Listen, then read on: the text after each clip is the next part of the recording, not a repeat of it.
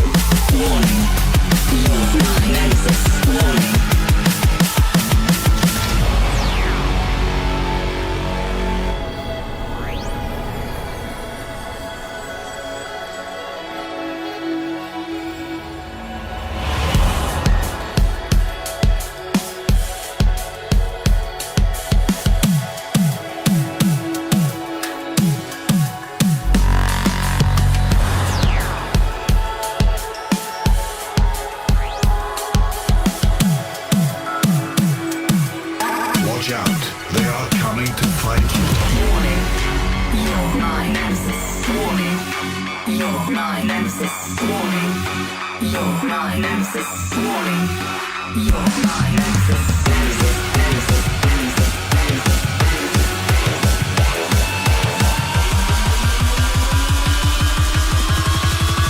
Reach up higher.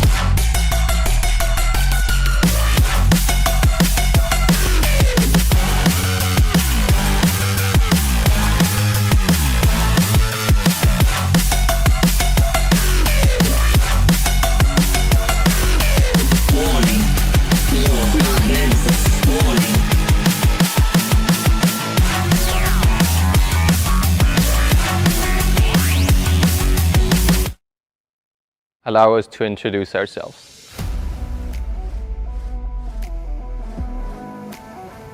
We are the players, the members and the fans of the TCS Esports League.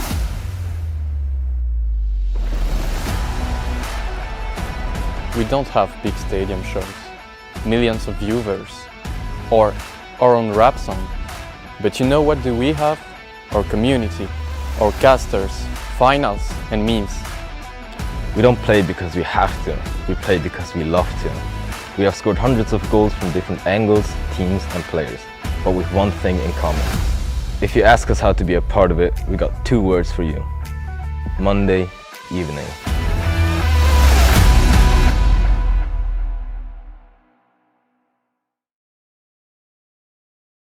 One and all to the TCS Esports League. It is week 5 and I'm Digital Bacon. Join me in the commentary booth this evening is Danny Boy. Danny, welcome back, my dude. It's only been, what, 2 weeks since we last saw you? 2 weeks, but 2 weeks too long, I thought, Bacon, so it's a pleasure always to be back as well. And I must say, you always provide me with some of the most juiciest matches, and I had a look at the schedule as well, Bacon, and do you know what? This week's looking pretty. It is indeed. Right now, below both of us, you can see the current standings of the league. Sitting up high on top is Coconutters and Slightly Salty and Coconutters, both denying Edelweiss that juicy spot, but it's only by one single game. All three of those sides are 4-0. Of course, that could change all today, and it will change all today because Edelweiss are going up against Slightly Salty. So, if I'm saying they're already going up against them, let's actually bring up the matches we've got for everyone today.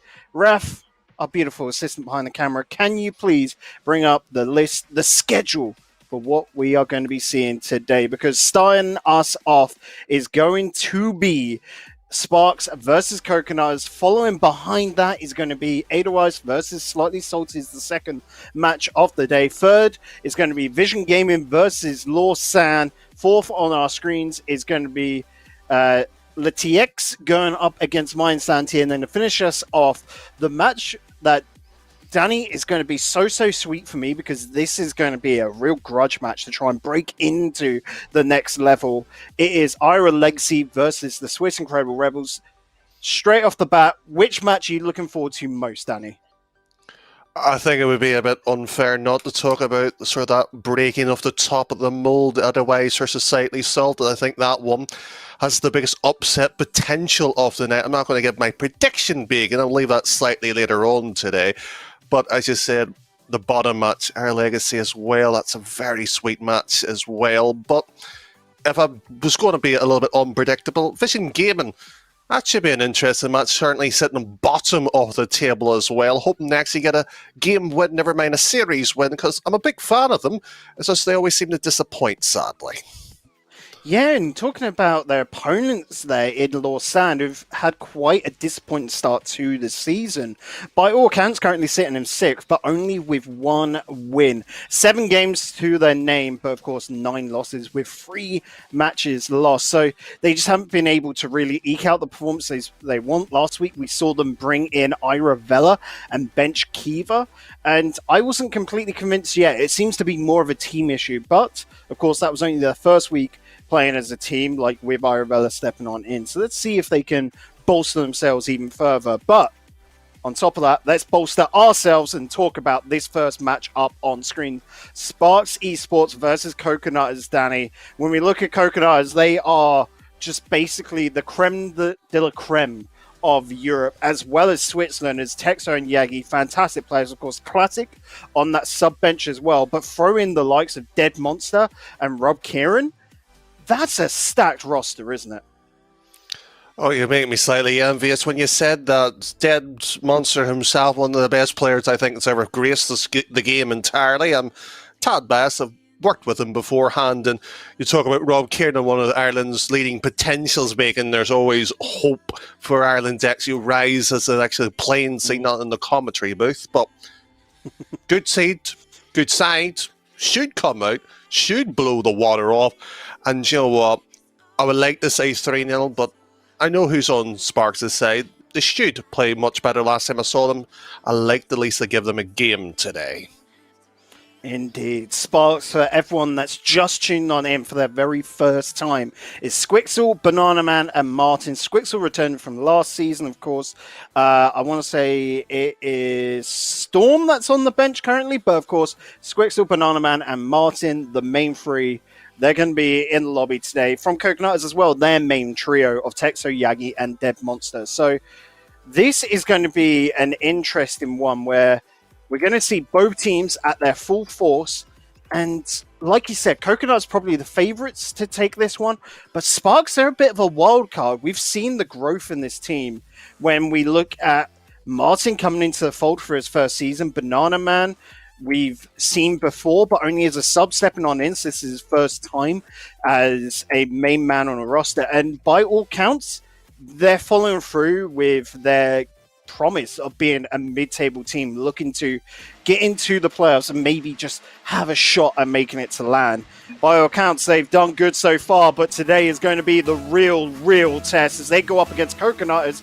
5 minutes on the clock, 5 games to prove themselves. That's right, it's a best of 5, and we are underway in Aqua Dome. Danny, This is going to be an explosive game one. You can already feel it. Oh, you certainly can. And when you talk about legends in the scene, there's that sort of pre-show hype as well. Rightly deserved too, and already this is looking wonderful plays, and Banana Man cannot keep this one out.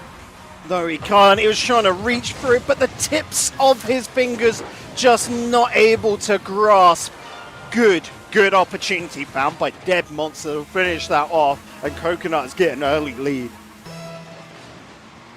This is wonderful. Falbus already, and when we looked at a few weeks ago, Banana Man, when he was coming into it, tad annoyed slightly with his own performance, wanted to come out and make a point, talk about the experience as his first season as a main starter. He would like to do more, shall do more. And how about this to introduce yourself? Oh, he should have been the one to split, but look at him split those defenders. Texo can't get onto it, and so we are tied on up. Sparks, always a team to excite. We've only had 41 seconds, Danny. I'm loving this. Herbert, this bacon you might be loving more. It's Martin's shot blocked away here. I may have said the Otherwise game might be the sort of the match of the day. That's second on the schedule. I might be completely wrong here, Bacon. I think today is going to be one of absolute bangers. Squixel trying to take that above Texo. Banana Man not really able to beat out Yagi on that one as he wants to go through with the ground pass, not able to connect. Texo going for the block, and Squixel was just beat out Dead Monster. Sparks move a goal up. They are looking to upset today. Oh, this would be fabulous, and gotta feel a bit sympathetic to Dead for not getting that touch at all.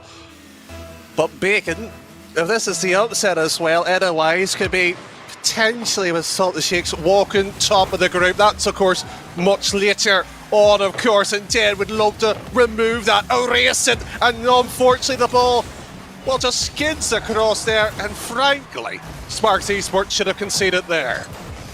They should have and could have, but they hold on to that one goal lead. Yagi with a good pass out to Texo. Dead Monster wants to finish it, even gets the blocks on the rebound, but Squixel does find safety. Yagi going up in the air, and he will look to continue onto his waterfall down, looking for Texo, just going wide of target. Dead Monster steps on in, and no one can reach it. A 1-2-3 wham bam, thank you ma'am, of a play. This incredible using the back wall well. And it's a fabulous bump to be for Texo. You said they couldn't get it. A bit of intervention required. You said 40 odd seconds and we had so many goals. Well, it took a minute to find one there, and Banana Man would love to find the third, the fifth in this very game itself. And Martin already prowling. Sadly, no touch. Quick shot. And it's only typical for Banana Man to move that one sidewards. Right, Danny, only 2 minutes into the game and it's 2 goals apiece. Who's going to find that third? Because it looks like aggression, offense, attack is the word of the day already. Martin popping that on out, but it'll be Yagi to find it. Banana Man does get a block and will look to hound this on down. But Yagi does well to try and keep under his control. Over towards Texo into the corner. And Martin, that's a beautiful throw. Squixel, can he beat Dead Monster to this? But Dead Monster slows it on down. Good block coming out from Squixel as Martin wants to chase this up into the corner. But no, Squixel and Mike collide. Banana Man does step on in, and Banana Man's going to finish it off. Sparks once again reclaim the lead. They do so, but this shot here is annoying when you're the striker. Squixel should have scored that. Let's be blunt, it was a free up and he had time, didn't have to rush it.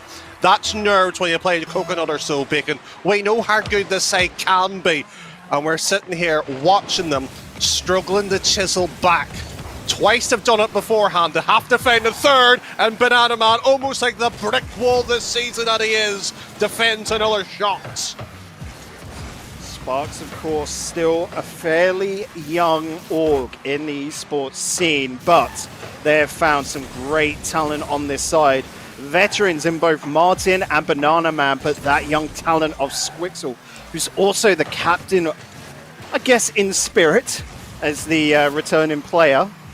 is just one to absolutely watch and impress. Wildcards to the top teams, and they've proven themselves truly worthy of a win today, but we're still only in game one.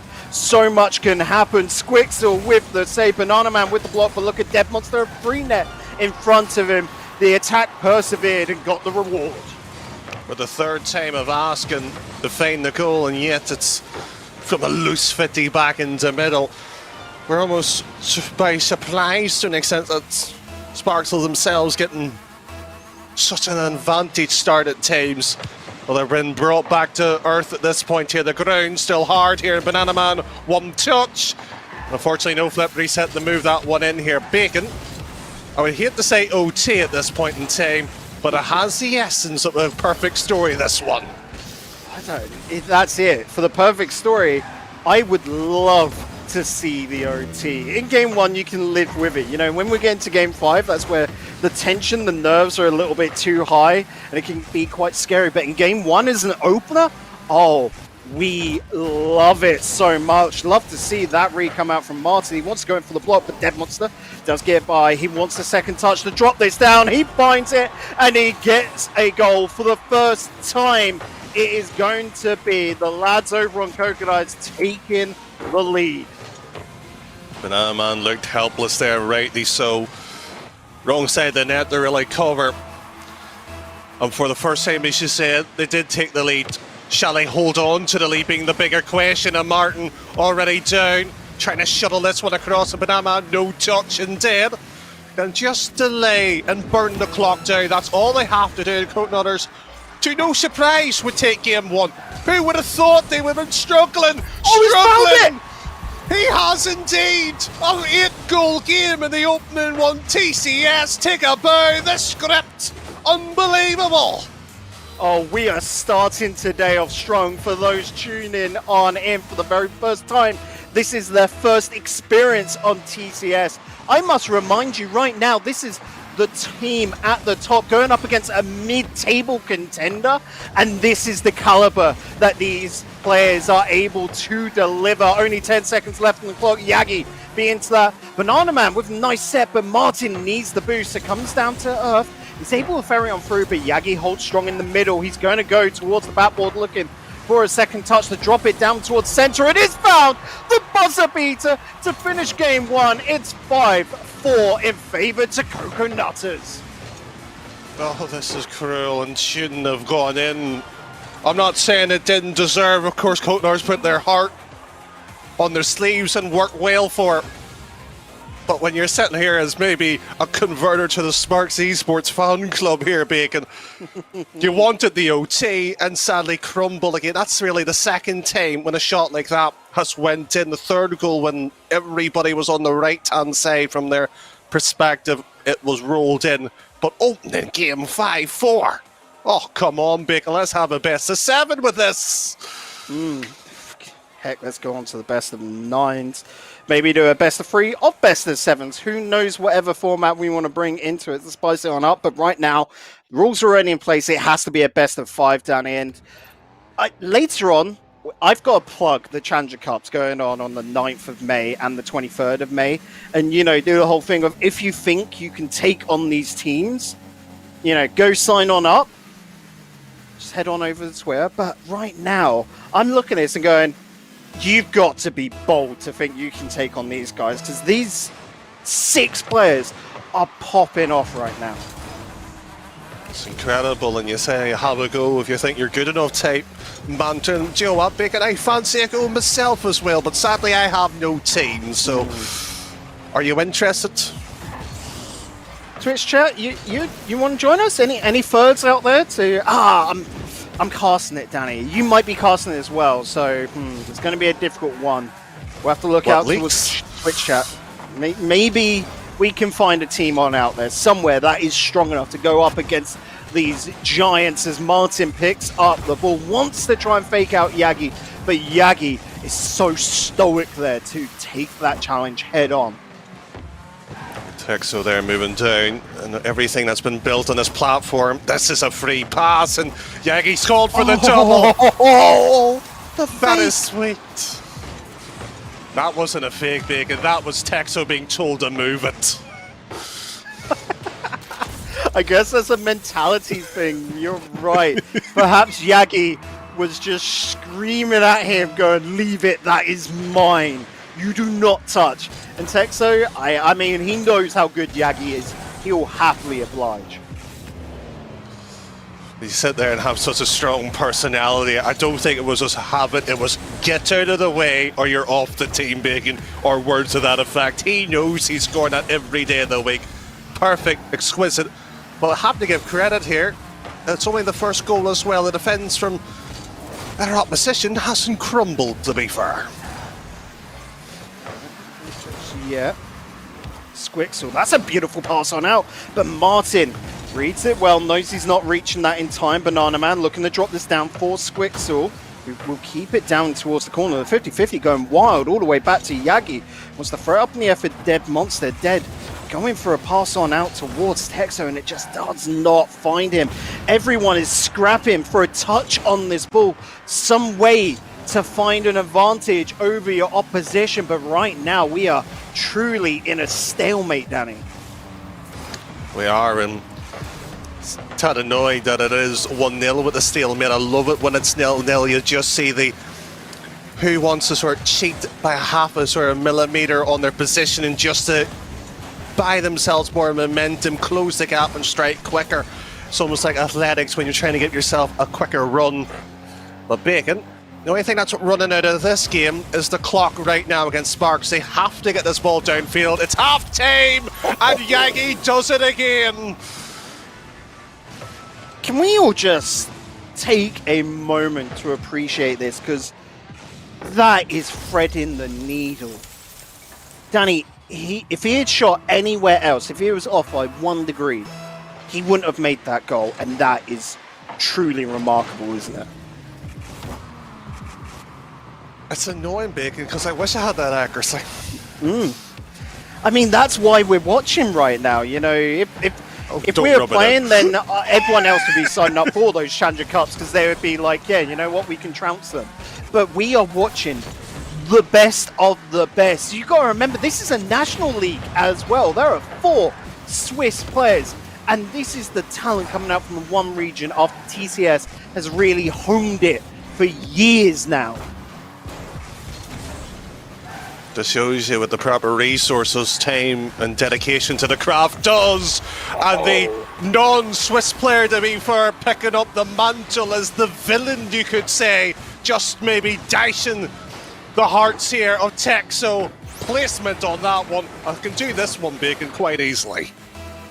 Oh, yes. And I mean, one thing is definitely not, you know, lacking there, Danny, is dedication to the craft. Banana Man playing since launch, remember him all the way back in those OG Gfinity days. And here, coming through again, I love the mix of old and young talent on both these squads, giving over that experience. But who's going to come out on top? It was only 1 goal that separated these two sides the last time around, and it is that same team, Coconuts, that hold it by 1 goal now. But at the drop of the hat, this could turn so quickly. Just have to spare a thought. Only 1 goal just shows you what, even with that dedication to the craft, there's still room for improvement. How old or new to this game, there's always something to learn, there's always something to improve. And Texo, he's been a little bit annoyed he hasn't been in the starlight, and what a cheeky little fake to pull out there. Indeed, Yagi's going for this. He's going straight to net. He's got the flip reset, but isn't able to stick it. Unfortunately, Dead Monster on the opposite end. Where did this come from? Just instantly, Dead Monster keeps so calm, turns around on a dime, and it's not even a powerful touch. It is just everyone has been used in that defense, and he has got that free net and 4 seconds of freedom. How long much can it last? And Banana Man, you gotta feel a bit sympathetic. That should have been 3-2. It was a clean-cut opportunity, and what a pass! Oh Martin, why did you run away? And this one might just run back in. Martin come back to us, please? You're right, he might have run away, but he returns to fight another day. 29 seconds left to go. Sparks on a warpath to get to the OT. It all starts with this kickoff. That's a good follow through from Banana Man, who's going to look to power it into the corner. Texo going to pop this one out, gets a nice touch. Squixel should be able to block it out, and he does indeed. But look at this pressure coming through from the midfield line. Banana Man stepping on in, and he's going to convert it to a goal. It's tied up with 14 seconds left to go. Oh, Yagi, who has played near enough faultless until that very point. Texo a bit unlucky to an extent. 14 seconds. The last game was even less before the Coconutters decide to break the hearts once more. And Banana Man stays on the line. He knows he had to that time. Good, it'll pop. And Texo, last roll of the dice here. Oh no. Oh, again another buzzer beater for Coconutters. They take it right on down to the wire. Is it wrong to hate a team as much as the Coconutters right now? I agree with you. I hate the Coconuts.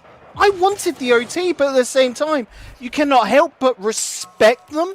They've always come into this, Danny, as the heel team, you know, the baddies of the TCS Esports League, but every good drama needs that. The team that is looking to dethrone the heroes that are Edelweiss, and then along the way, you've got the contenders. But Coconuts deserve a win as much as any other team, and it cannot be questioned that they are putting the work in. They have to earn this. I have to, of course, respect the quality that they do produce, but twice they've denied an OT, twice they denied Sparks maybe having a chance to win the game. I want a 30-minute OT, Bacon, and they've ruined it for me. I mean, we are still yet to see a 30-minute OT, Danny. And I think the whole of Rocket League, closest I've gotten personally, is 22 minutes and something and something. I know, because you hold the official competition record, yes. record of 18 minutes as well, too. But Jara-chan, funny enough. Oh, Yagi's so close, and he delivered it on a silver platter. Mine, not going to be able to reach it. Time dead monster! I mean, we're all a little bit tired right now of the Among Us memes. We're looking sus, but that truly was on the line of being an own goal. I don't think it was sus at this point, Bacon. It would be just simply... Easy. Yeah. Pure filth that was. And just to sit there and give Sparks a little bit of ankle, well, I have a bit of room here to flick the ball back into middle, and do you know what? Martin's had enough of Yagi, just bumps him away, sadly leaves the space. One goal through, unfortunately, one bump. Yeah, but look at this passing play. Yagi recollects himself and then sets it up over to Texo. That's not a freestyle goal or anything, but that so far is my goal of the day. Purely because that is confidence that your teammate can pick the ball up, recover himself, but at the same time... That's my goal of the week, Bacon. Because it was an empty net and they're the most difficult ones to score, apparently. I don't know about that, but apparently It they also are. makes me look silly, trying to, like, love the calmness, just the confidence in Coconuts, and then they throw it away. We're back even Stevens. It's never over until the clock decides to stop, Bacon. We should unfortunately should know that, as casters have been in the scene long enough, even players at one point, but that's here and then in the past. Right now in the present, though, Sparks ties things up. They were at one stage leading the series. Unfortunately, didn't convert it when it mattered most. This is the first match of the evening. We've got 5 of them. If you're tuning in right now, go get your mum, dad, brother, sister, dog, cat, heck, even turtle, and get them watching this, because no one should be robbed this pleasure right now of seeing the best in Switzerland throw on top Banana Man, the Brazilian, and of course the Italian of Dead Monster. Because this is remarkable. Rocket League truly at the highest of levels. RLCS talent, of course, on display. There's Banana Man. Can't get it past Yagi, and Yagi's slowing us down, going wide. Looking for options, and Dead Monster wants to take it to the corner, go deep with us. Texo in the back lines might have a bit of a tricky moment. That's perfectly set up for Martin, who squeaks it away using the post and crossbar. As much as I love to give the assists to Banana Man, this, as you said, squeaked right through. I think we should both agree on this one. If this continues on, that has to be within the conversation for goal of the week, if not goal of the season. That is a truly incredible moment. Both teams pushing each other to the limit. I expect a good old-fashioned 80s montage to start playing on out. Perhaps someone can edit it for us and, at TCS Esports over on Twitter when you do it. As Yagi takes to the skies, looking to be the top gun, but unfortunately it's only wingman to Banana Man as Squixel gets that down to Texo. Good step on in from Dead Monster Banana Man. Good pass on out towards Squixel, who can pick up the 100, but Yagi, so much pressure and forces the ball out wide. Mine can't get the touch. Texo going in deep. Banana Man looking to just throw this down to Mine, but Yagi steps on in, and boy, oh boy, this is definitely some dirty dancing, Danny. All these old reference making, you're unfortunately not as old as you may perceive at this point, but, well, you just got to sit there and admire everything that has gone by. But Sparks, to be fair, even though their passing has been sweet, the last few seconds has been a bit nervy for them. They have to, of course, fight with their backs against the wall too. Oh, do it, do it. Oh, you beauty. Oh, Bacon, I don't care that I'm biased right now. I want Sparks to win this game. I do, because I don't want this ride to stop. I paid good money to be on this roller coaster, Danny, and I expect to go the whole 5 games right now. I don't care who wins at the end of it. Like I said, whoever does has truly earned it, but I at least want to keep this going. Here's some spectacular Rocket League, and it's the first time that Sparks are leading by 2 goals. 40 seconds to hold on. I mean, I'm scared of a buzzer beater situation from Coconuts once again. And straight up, everyone should be scared of Coconuts, because right until that 0-second mark, they are hammering away, looking for the win. Right now, they're finally meeting their match. They are, and it just shows you, and to be fair, Sparks Esports themselves, they are almost the masters of finding a way of getting a game or two and dragging us at times at the deciding matches. But as I said, Coconutters are always a fabulous side. They look like they're running out of time, but not out of options, Bacon. They still have a couple of games to worry before a decider. Dead, as much as I love you. Beater, but it hasn't beaten anything. The score still stands 3-2, and Sparks will take a game, but there was a very large and cushioned safety net underneath Coconuts after those first 2 games, Danny. I dislike this team. Can we rename them? What would you rename them to? Go on. I don't know yet. I think we should get some of our viewers give it a proper villain name to the Coconutters. A proper villain name we should really give it to them. Twitch chat, we're looking towards you. I know I can, and I'm pretty sure Danny can as well, see Twitch chat. So if you were to play Coconuts into a villain name, what would you call them? Come on. We want to see some interaction with you lot, and I want to see some Rocket League, Danny. How about another 5 minutes on the clock? I'm just so happy right now. Squixel's been given this free. Oh, Yagi has got away with murder there. Did they think they were getting a mid-match or technical timeout there, Bacon? There was a bit of a unusual delay to proceedings, but neither side conceded not really an advantage gain, so play on. Love and fair in warfare at this point here. It's Martin treks all the way back and Texo too tight to the wall. Should get this one clear, and another double commit that should be costly. But Squixel is going to recover it. They're going to bring it back from the grave once again. Both sides here in Game 4 have made a couple of slip-ups. It's got to be said, but we know any moment now it'll be back to white-hot fire. Talking about white-hot fire, look at Martin go for it. Yagi going to pick this ball up, and Martin on zero boost has to allow Banana Man step on in. Ball goes on out to middle. Texo going with the shot. That's rather quite meek and mild. Squixel going to allow this to run into the corner, and he wants to pick it on up, but that's a quick response by Texo. Martin looking out for Squixel downfield. Banana Man beaten to the ball, so it's punched into the corner, and Martin's got tons of time to play with here. Pops it in the air. Yagi only just getting a touch, so only delaying things. That's a nice pass from Banana Man over towards Squixel, but a good block by Dead Monster.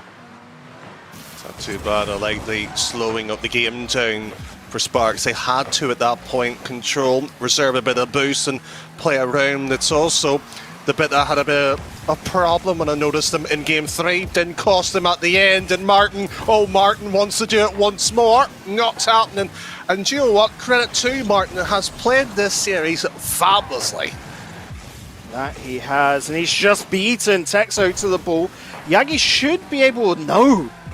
He focuses on that boost, and that's just been given free. He's able to get the save, but Texo double committed, and that left a free open net for Squixel, who punishes. Dead misses Yagi in the middle, and Texel flags across it. You may as well call it a triple commit, Bacon, personally. But we want the Game 5 goal in the distance. We want to see it. So we're not necessarily biased. Well, maybe one of us, but Dead. Remove biases from the equation. The error bars doesn't exist when he's around. It's just pure, utter calculations.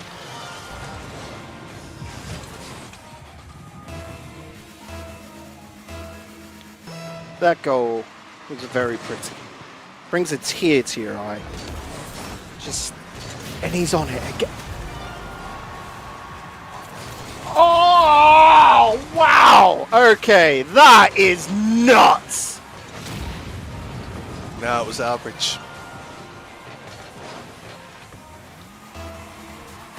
What are you talking about, Danny? How's that average? Well, you should have seen me do the same thing to Dead last night. That's how he learned it. Alright, I think you'd be fibbing, buddy. Halfway into Game 4 here. And Danny's definitely going delusional. Texo, though, is going for goal and gets a 2-goal lead at that for Coconut, as Dead Monster might have got the start going, but Texo might have possibly just put the final nail in the coffin of Sparks. Well, perhaps delusional, but the series is certainly having the writing appearing on the wall at the moment. That's the only issue, but problematic, Bacon. We've seen Sparks themselves get back in this series quite comfortably at times as well. Fourth one goes in. And unfortunately, doom will be spelled here, but Leo, with one little air dribble, near enough takes Texo out. Martin puts it on. We still have a game on.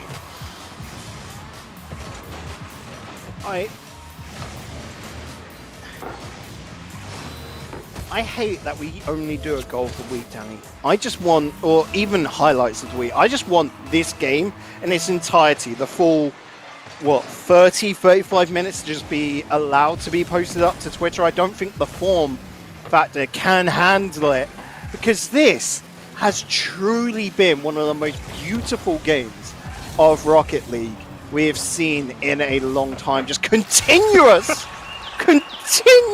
giving. Oh, I'm a kid in a candy shop right now. Well, don't fill the belly too much, Bacon. We still have 4 more series left.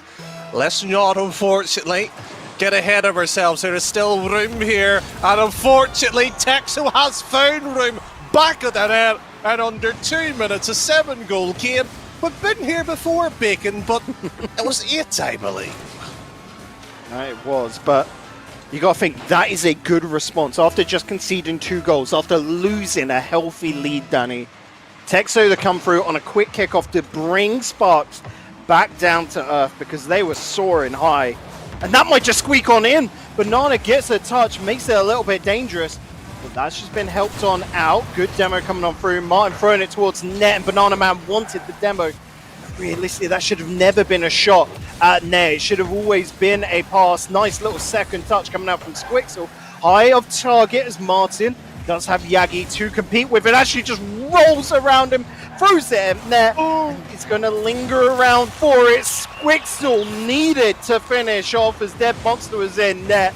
But this is truly squeaky bum time. Take a bow down for getting the save originally, Martin.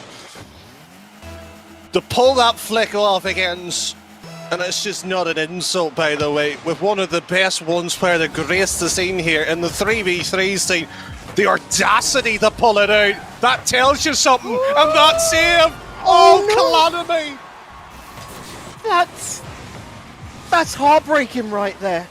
Squixel did so well to respond and get that save, and then, I guess technically, the own goal as it rebounds onto him. It's good from the attackers nonetheless, don't get me wrong, but that just feels like you've been cursed for a moment. Is someone, I don't know, doing witchcraft in Twitch chat? Because I'm looking towards you guys, and I'm a little bit worried. Bacon.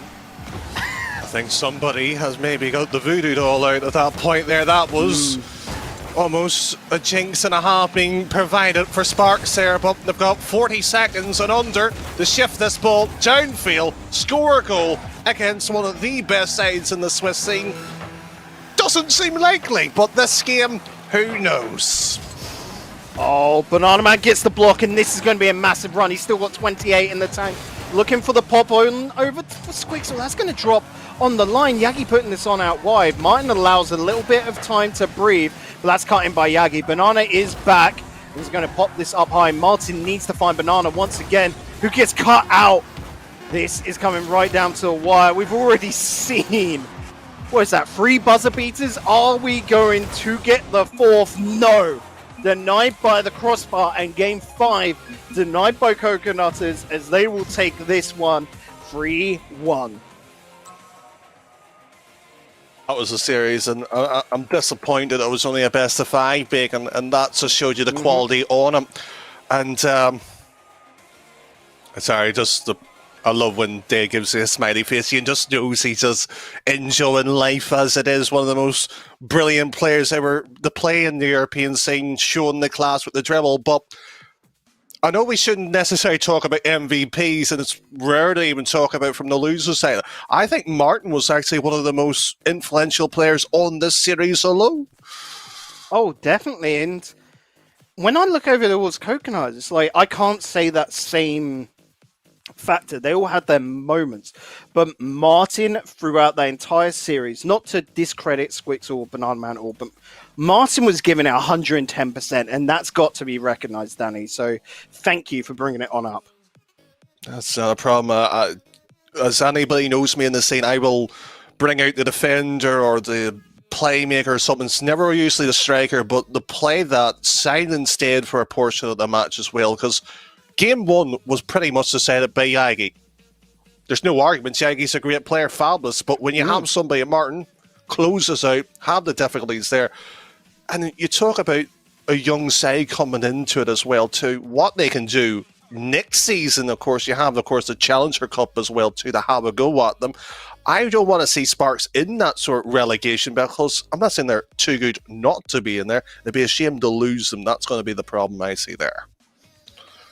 You're right, and currently, at the moment, anyway, Sparks will be moving on to 2 wins, 3 losses. So, by the end of today, just quickly tallying up in my head, they can't finish below 7th, and by looking at the number of games they win, I think they're pretty much still safe into top 6, as you got Ira Legacy going up against Team Sir, and Lawsan versus Vision Gaming, yes, off the top of my head. So, they should still remain in the top 6, but Coconuts now are healthily on at the top of the board, 5-0.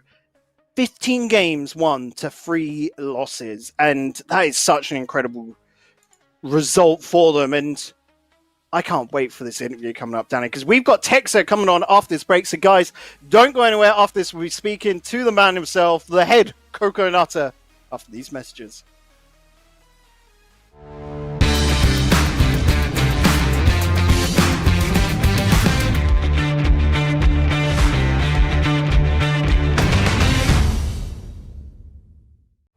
Wenn ich das Gefühl habe, dass mir alles entgleitet und alles um mich herum zusammenbricht, weiss ich, dass ich mich auf ihn verlassen kann. Immer. Seit 125 Jahren an meiner Seite.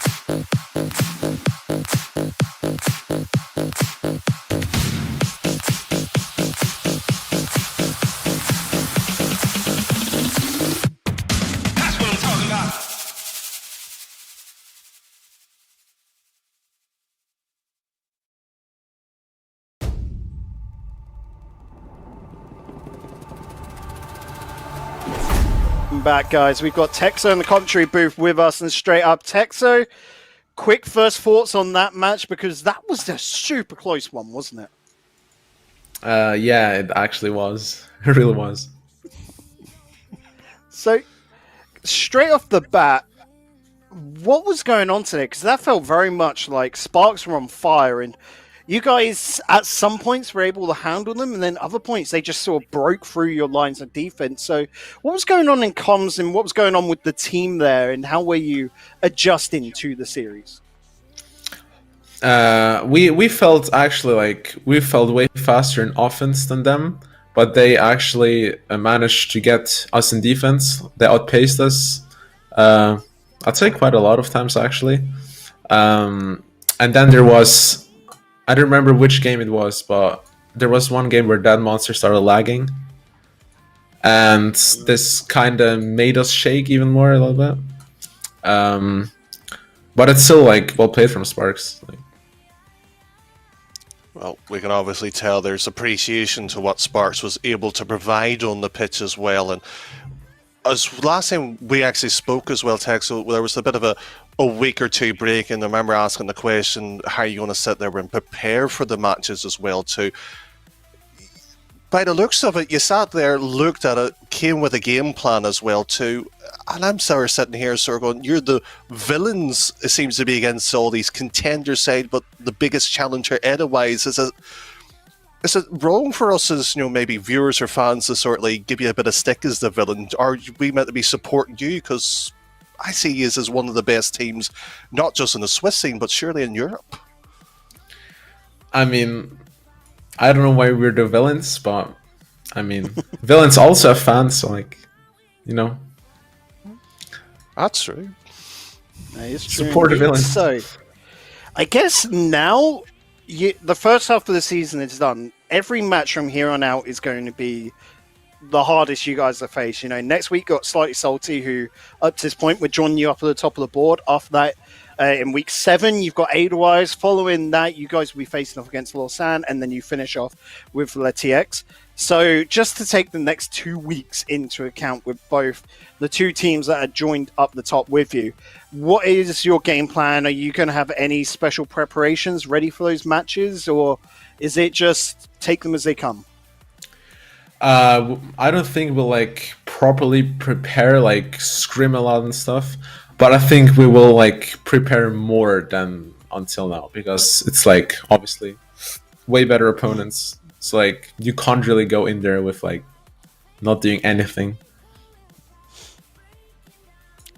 You sit there and not do anything, but not necessarily scrim, and it sounds like you already have the answer, just not telling us. But Texo, you sit there and sort of look at that and sort of schedule. It is the hardest matches as well too. Are you not necessarily worried about them if you do lose them? It's just secure top 3 and deal with them in the playoff scenario. Is it just a free sort of match or in league play, sort of like a free scrim if you want to? Is that the way then how you're looking at that matchup there? Well, for the matchups until now, it was I guess sort of like that. Like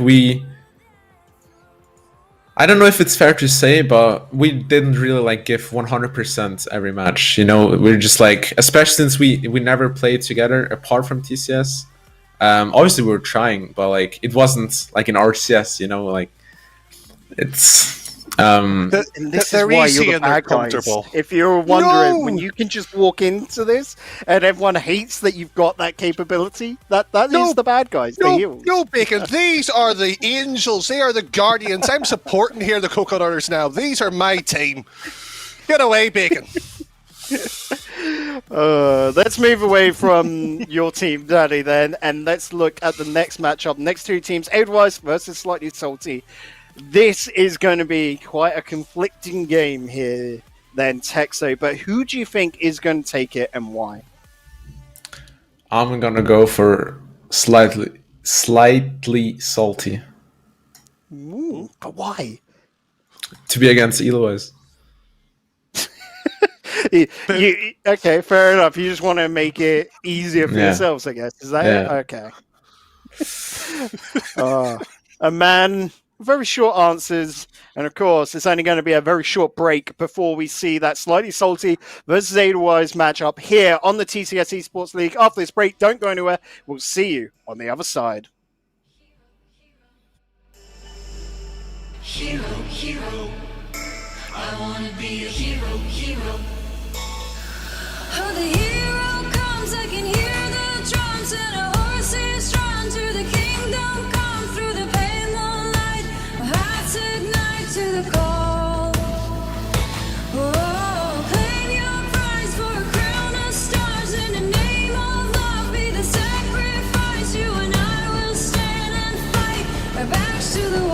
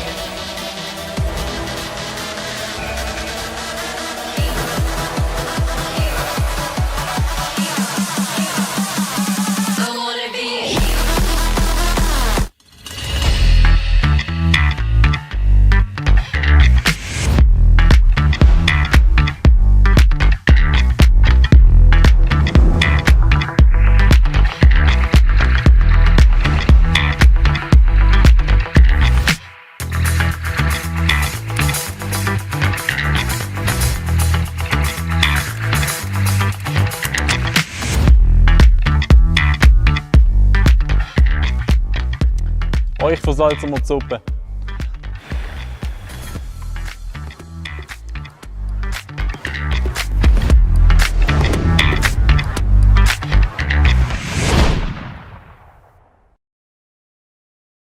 Welcome back, guys. And Danny, when I got dressed today, I didn't realize that I was going to be wearing a Slightly Salty jersey, as I just picked out a regular white t-shirt. But are we perhaps cheering for the underdogs in Slightly Salty today, my dude? What? There's such a great story coming into this one, isn't there? Oh, there is, and I just said I had a prediction going into this one, Bacon. Would you like to know Go it? on. 3-0. Tell me. 3-0. Slightly salted.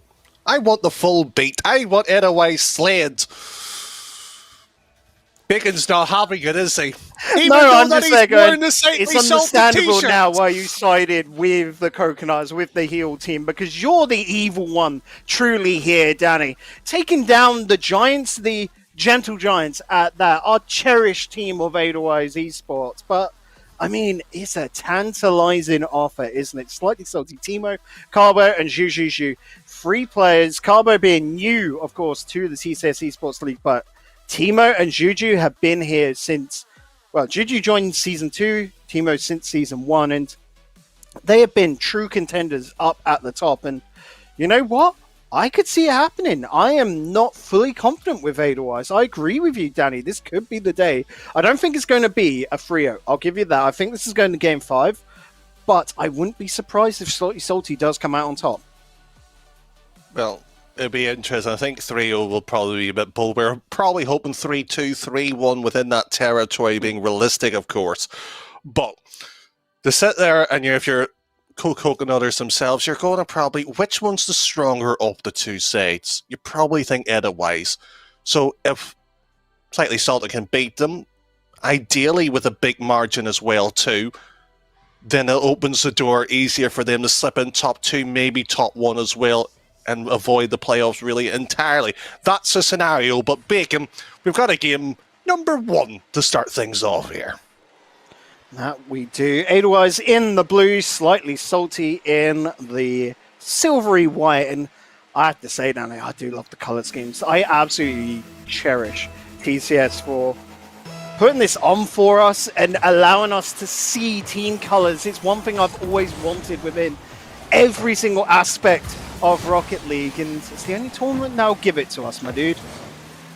Well, it's nice, but I have a question. As you know, Bacon, I do a bit of chemistry, of course, as my profession. What colour would be the away kit for the Slightly Salted side, seeing that's preferably white for them as their home? What would be their away kit? I mean, you can get like that pink Himalayan salt, can't you? That'd work. You can actually, but would Persian that fit blue? the team though? Do you know what? We should ask you know them what? if they win. I think both Timo and Juju, I've met them before, they could rock the pink. To which church, do you agree?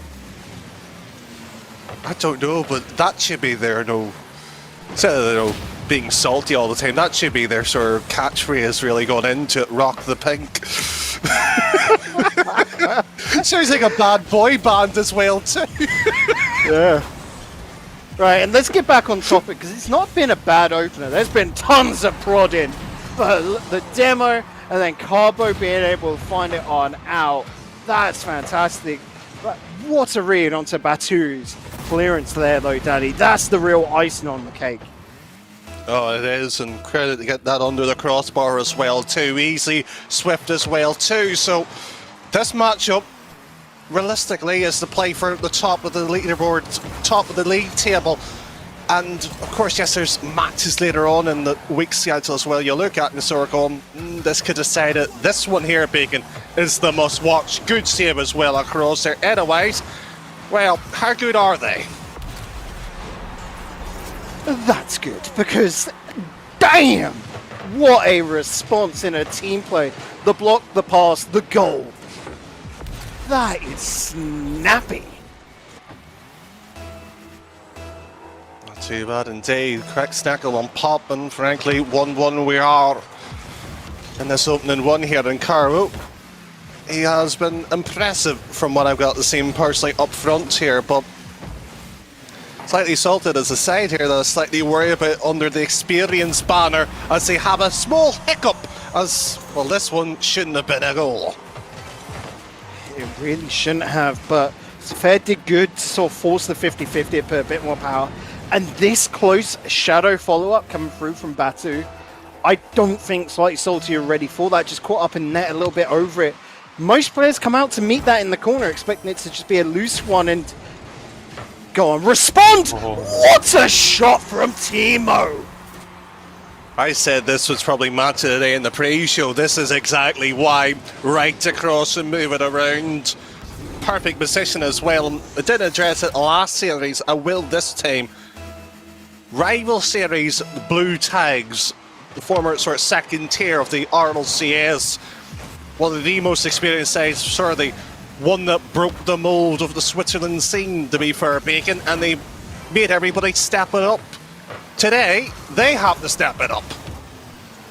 And this is why, again, we have to thank TCS so much. Is for giving these grounds, these breeding grounds, these teams to get so strong, to get to this level where your RORS team in Edelweiss, previously of Servette Geneva, doesn't look comfortable anymore. We've seen it work previously, you know, when it comes to OC and Sam, Danny, and now sort of like on the national level, TCS bringing it through to us, and Timo lapping it up. He loves the opportunity. Since day one, he's been trying his darndest to take that title, and that passion has never wavered.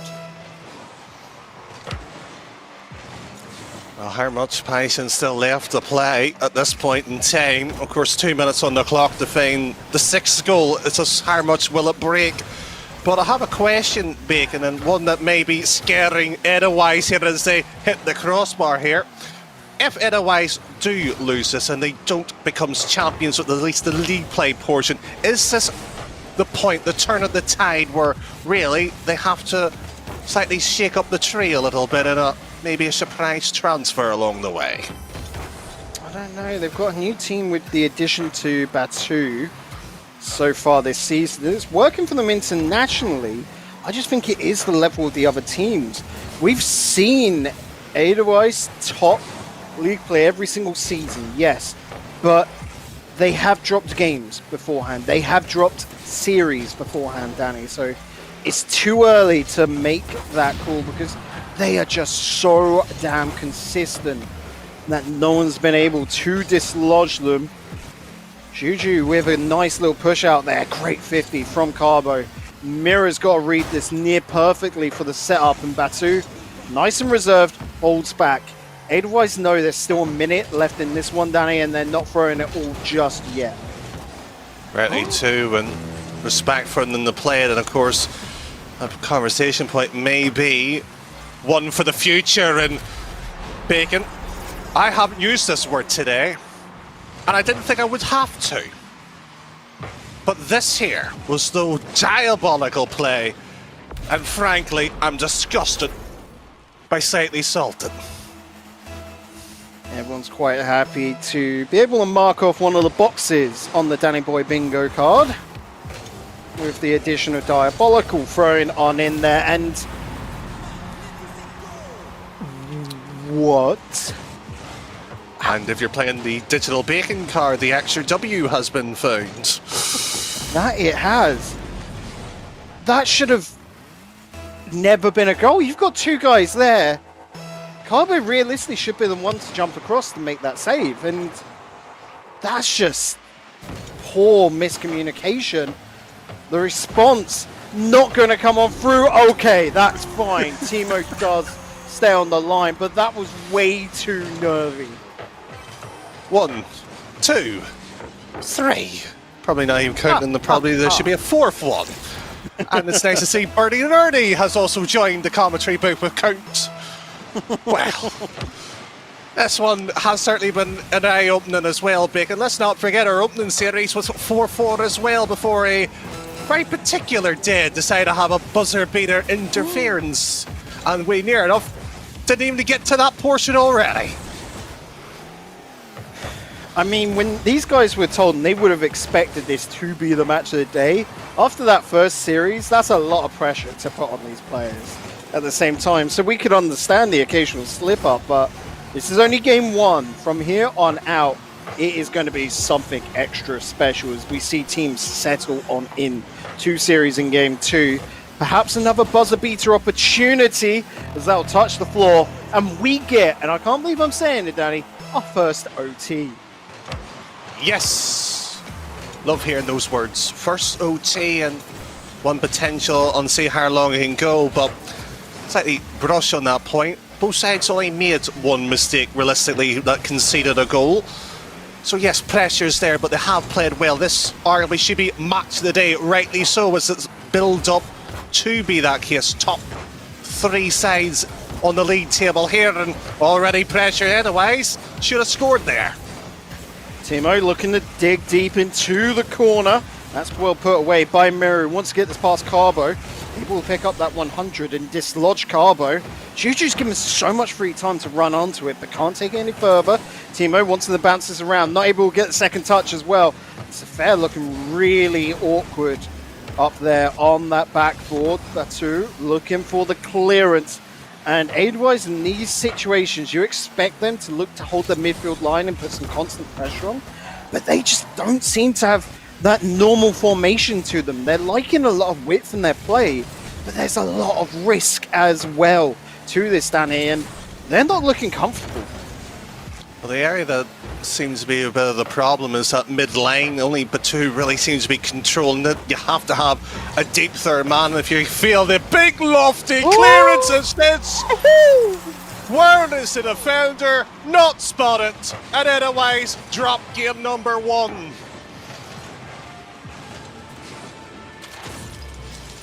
I can't help but just sit here and smile because Slightly Salty have just gone and done it. That game 1 is going to be massive for this squad to set the precedence, to set the benchmark for what Edelweiss now have to be prepared for. And yes, they do not look comfortable right now. Slightly Salty, naturally, because their playstyle do have some hiccups, Danny. They do have moments where the wires get crossed. But that should be where Edelweiss, the more experienced team, pounces and punishes. But that's just not happening today, is it? It's not, and you can only rely on the fact of your opposition making their own mistake there. That's our OT. Sapphire's one of the best defenders, I think, in Europe. Calm, collective, but again, there was none of that structure, the solidity to keep it going.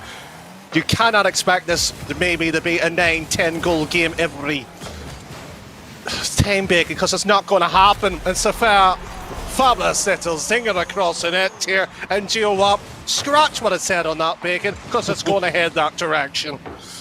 When Saphir pops off in attack, you know it's a special day. And whilst he may not have that Superman decal on, he is still Super Saphir in the air.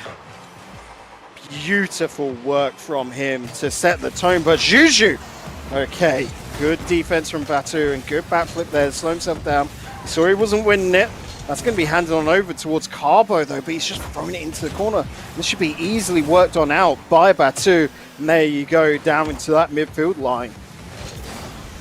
Right, the fact both sides are willing to acknowledge, yes, the demo, both of our positions have gone out of play, so let's just take a moment, calm things down and make sure you don't concede. Slightly Salted may have forgot that small memo, has to launch the ball down, and Mera just sits there in store going, well, thanks for the ball, can I have it again please? Juju, that's easily found by Saphir, but wasn't expecting so much power. Looking to pop this on back, but yeah, not going to be able to find anyone. Mira just looking to put the pressure on, and perhaps that's now Edelweiss's choice of attack is just pressure, pressure, pressure, wait for something to crumble. But first, they've got to maintain that pressure, Danny, because they are getting intercepted so dang often. When you look at Slightly Salty, they almost feel like they're running around like headless chickens, but they get interception after interception. They're just so hard to read on their lines. So many analysts have came on by here has said that so many players have sort of felt that too. And yet when I see this matchup, Bacon, to be blunt about it, if I didn't know who the players were, if I didn't know the names, I thought Slightly Salted was the side that's playing arguably better. That may be such a strange sentence that ever came from me, Bacon, but they feel like they have got the play, they've got the ability to block it down, and forcing Edelweiss to play such a rigid game, it's not allowing them to be free-flowing. You are exactly right. They cannot quite often allow a man to move out of deep back third position purely because if they do, there's going to be a wild touch come through from Carbo or someone, and yeah, they've just realized that's going to be a runaway goal. Everyone got a little bit overcommitted, a little bit too deep. But it was scary there for a moment. If that block, that 50-50 had come through, then Slightly Salty are probably on for that equalising goal. But that's the little slip up which has cost them. Yeah, cannot sit there and push all the way up, especially against that otherwise. Maybe a weaker team, maybe like Vision Gaming, who they would probably quite comfortably outpace, both with the ball and mechanics as well too, but otherwise they're probably one of the best sort of IQ teams around, and they will show an exhibit right in front of the net. They're CHF that should be launching this ball upfield here, and it's taken far too long, and that sort of quick snappiness in their response seems to have gone since the second goal. It does. Carbo, good flick as he'll want to chase onto it. The 100 was taken away. And he's got a great pass out to center, but no one's able to chase up. Batu gets a massive clearance the whole way down, and Juju only able to wrap it around the corner. Pressure being put on by Edelweiss. But again, these interceptions, these cut-ins by Slightly Salty make life very difficult for Edelweiss. However, it is still Edelweiss up on top. 2 goals clear. And they're playing such a cautious, defensive game that they should be able to handle this and hold the lead. As Carbo takes out wide, looking for Juju, but he's had to run way too far and thus cannot get that finishing touch. It's had to annoy with Salty Salted here. They've got to realise that Edelweiss is playing short, snippy passes in defence, moving across, they're able to deal with it, and you've seen there's moments there you're sort of going, let's just get a soft touch, let's play it in much more available. And this here is absolutely exquisite. Finally, they read the play, gets the goal, and they're the only issue Bacon I have. They've got 44 seconds to find another. I don't think they can do it. It's going to be a very, very difficult job here, Danny, to get that equaliser in 44 seconds. But I mean, don't even say difficult to Timo. You tell him you can't climb over that 5-foot wall, and he goes and finds a 20-foot one to climb. He just loves to make life more difficult for himself at times. Brilliant clearance coming on through from Mirror. Juju will pick this one up. Batu should be there to finish it off, but Timo's so quick to that ball. Bounce out, and it will go super wide.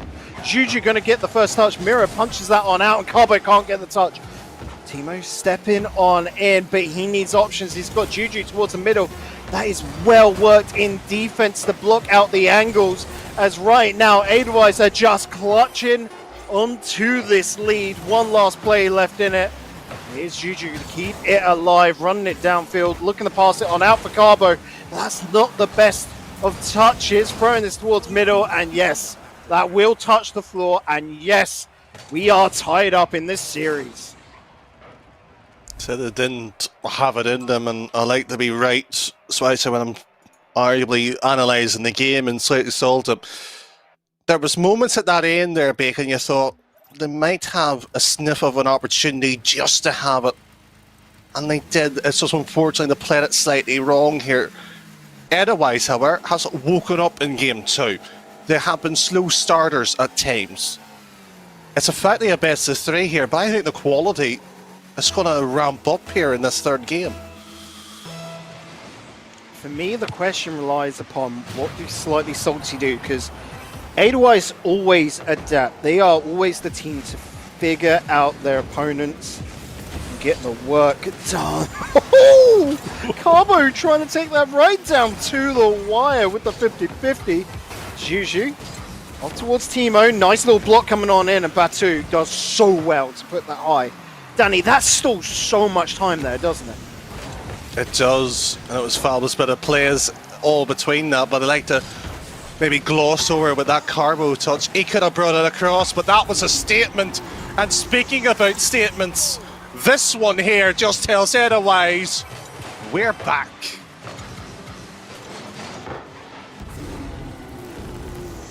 That's a very scary moment to Fair. So much trust in his teammate to make that block and punch out towards the mid, and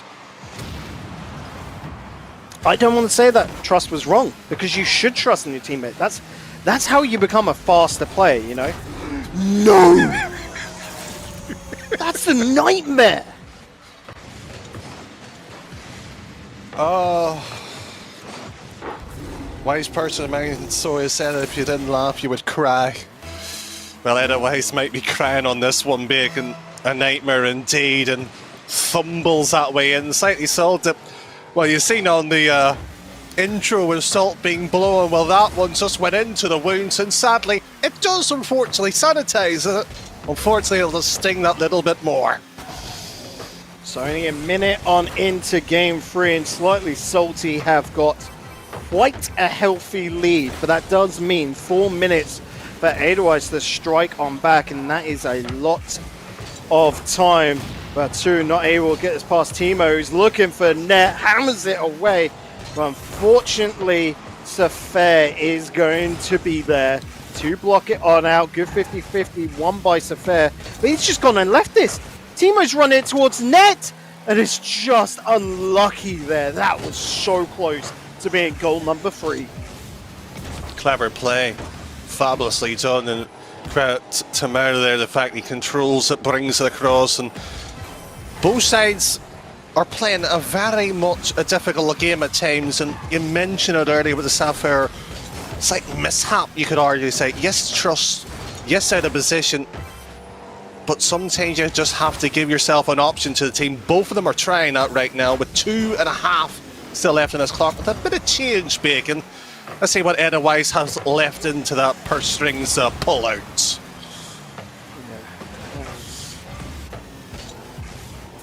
I mean, it was just misreading the situation, that's it. But look at all this pressure being applied by Slightly Salty. But look at that, well worked. Good block out by Juju, who has been just on fire today. I wouldn't be surprised if he comes into the next game with the Juju squared once again, Danny, or something, because he truly has ascended on this pitch. Champions Field up against the champions, and Slightly Salty not making their opponents comfortable or even the favourites of this game, and that is incredible. Over you had the mention Championship Field, the defending champions so many times that you lose count. That's how well Edda Wise usually is. And you mentioned it as well earlier. They've lost series, yes, but it's an extremely low number, that the percentage is just eye-watering at times here. The gameplay, however, from them might be a bit of an eyesore for them. This is not vintage Edda Wise. This is a side that has just been outplayed at their own game, Bacon. Yeah, off the top of my head, oh, close one there. I think Edelweiss have only lost, it's either 4 or 5 series in the entirety of TCS history, which straight up, since this competition has been running nearly 3 years, I think 3 years from June, that's ridiculous, isn't it? It's madness at one point as well, and we'll also have to mention as well the slight change of format, Bacon. Do you remember double round robins? Had to play every team at one Back point in as well. season 1, yep. I sort of miss it in its own little way, you know, Danny. That was a long first season. We did have 8 teams then. We nearly had Safair own goal in. That's a risky play to make a save. So he has to touch that. He does, but again, he could also just subtly play it up his own back wall, much more feasible. It gives his car much more room to play with, but what they don't have room with is the clock right now. 20 seconds to find 2 goals, Bacon. I think this might be one of the very few times in your career you get to say it, and I'll have you let you have the honours to do so. So, final 10 seconds, and Edelweiss, they are looking broken, Danny. They were able to bring it to stalemate, but not able. And this is the first time in a long time to formulate a plan to beat their opponent. There is just no answer here. The test is in front of them. They know the equations. but there is no answer. The calculator just says error, and slightly salty. Move on to match point. Words that you do not hear very often. Otherwise, must face against a match point scenario. Not necessarily just to win it in a 2-2 scenario. It is to save their own skin, and it's the formulation, as you said, with the calculations is there. Unfortunately, it's the compound bacon that it's much more stickier in the form of the salt here. Let's see if they find a way to break through it. You know what? I bet you Edelweiss hate the salt on the opposite end. So of course it gets everywhere. Right now they are definitely everywhere on the pitch. That pace, they've gone away, done their homework, and made sure that they were ready for this. And the problem right now with both Coconutters and Slightly Salty in contention, Danny, is going to be hard for Edelweiss to make sure that they hold on to that top spot if they can. It is a daunting task right now, but before today, it was a daunting task to take down Edelweiss, but Slightly Salty, they stood up and rose to the occasion. Is this the match where we look upon maybe in the future and say this is the pivot point of TCS, maybe in the Swiss scene entirely, Bacon? Is this the moment where we say that Edelweiss are no longer the top of the tree? They have 4 minutes now to find at least one goal to silence the question and have to redo it again as Safar up to the back wall at least. And sadly, cannot find it. Can't find a teammate. And right now, they cannot find that answer you've been talking about. We all wait with bated breath. Batu into that corner. I don't know if that's the right choice there because it has been costly. He comes around, but that second touch, a fraction too late. And it'll only work as an own goal. It would have gone in anyway by Timo, but that is Slightly Salty pushing the envelope even further.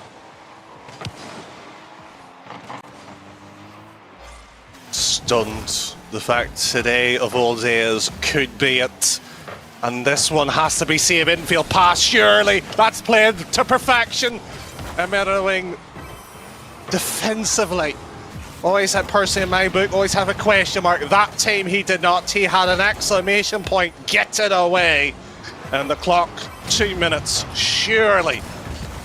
Their sort of perfect season does not end here, Bacon. This is truly feeling like an epic right now. If only TCS could afford to get Hans Zimmer to write the score for it, it'd be very well fitting. As Timo wants to bounce this around, Safar does get a touch to block it away, but Timo demos him for his efforts. Carbo beating out Mirror, and no one from Edelweiss is there to block it on out. Safar back in the game. But you look at Edelweiss, they're starting to get disjointed. There are cracks forming under all this pressure. Carbo calls off Juju, goes to the back pass, but Timo can't rush up in time. He is back in defense, however, able to take it to the corner. Batu with a powerful shot, but Juju keeps it on out. Wants to run it away, 50-50, picked up by Timo, who gets a bump as well, gets another 50-50.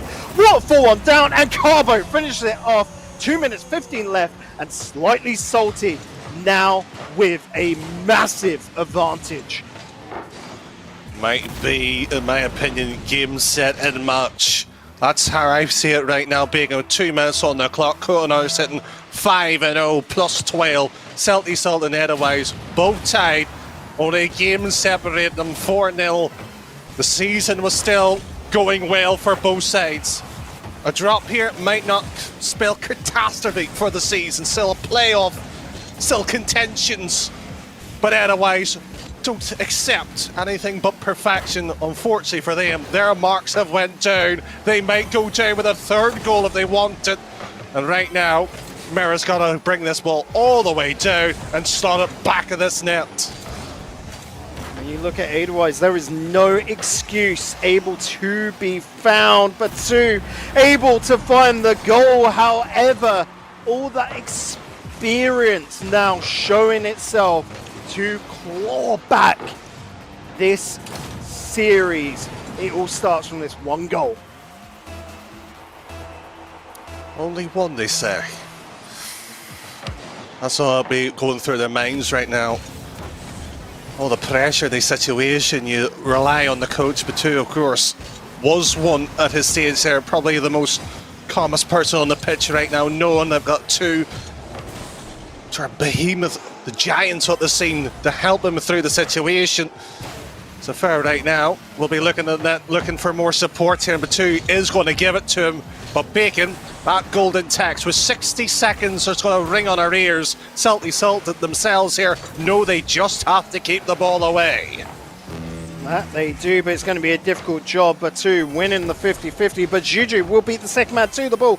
Mirror with a clearance, putting it on out wide.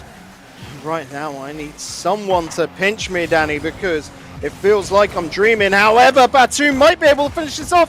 It was going into the crossbar, but no one able to recover in time. And Batu, that coach, now moving to main roster, is one-man armying Slightly Salty. Mirror and Safera, of course, doing the work, but it's Batu who's getting the goals. Not the prettiest, but it works. Talked about maybe a potential transfer. Batu, on his own, made the statement that he is still capable of playing at this level. Rightly so. But Salty Salted, they had a 2-0 lead, throwing it. They might see the third. They shall see a third. It's just teasing. It's right in front of them. But sadly, the shaker isn't providing any salt. It's just air at the moment. And that's the problem. You didn't realize it was a salt grinder. Shaking it's not going to do anything, Danny. Mirror looking for the pass on out. It connects. Not going to be found in time as that ball goes off wide. We could be dealing with another OT, and indeed we are. Twitch chat, put your predictions in now. How long is this one going to last, and who's going to be taking it? Well, I would hate to be the one trying to work out the winner. Sadly, these 6 players are going to have to find this elusive goal at this point in time, Bacon. But credit here to Edelweiss, champions fighting back, rightly so, to defend their crown, and they have to defend up the goal line. This is not champions that we know and love. This is champions fighting from the ground upwards.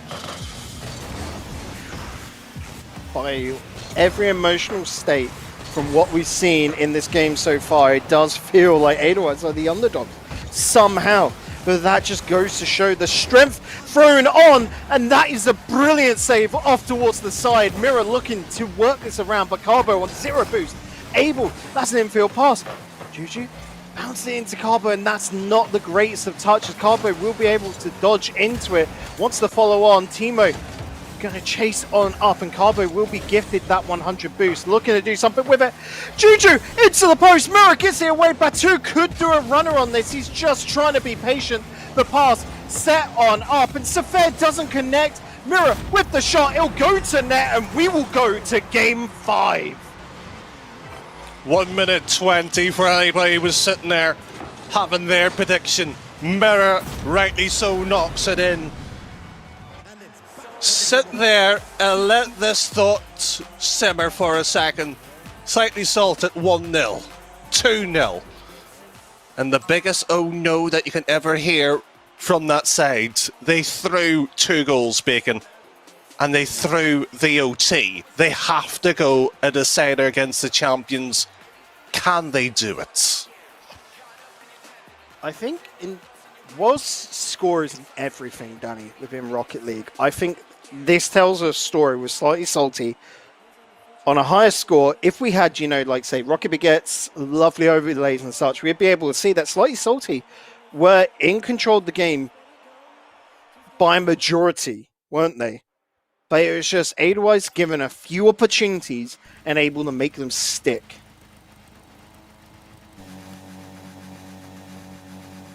That was the situation. Just made it stick. That's all that you can ask for. Talk about overlays, talk about trying to work out predictions. At this point here, anything that you know about this game, throw it in the garbage bin. It's not worth knowing. This is going to be pure emotion. Adrenaline going to be pumping in these two sets of teams' veins, Bacon. One sadly with blood, the other with pure salt. Because if they lose this, oh dear, oh dear. Oh dear, indeed. It's this right in front of net, but Batu able to get that way and gets a pinch off the wall. The throw it deep downfield, a little pop, the follow through from Mirror, and that is a golden end-to-end play. Sits there, tees it up nicely, Batu, and follows through nicely. And otherwise, at no stage of the series, Bacon, we thought, at least when the gameplay was actually talking, that they were going to win it. For the first time they lead. Not necessarily convincingly. They might, however, put the second one in. Not going to happen. And this one belted all the way upfield, but nobody to follow on the end of it. You can see now from both Mirror and Safair, they look fired up once again. As if that spark has rekindled their flames.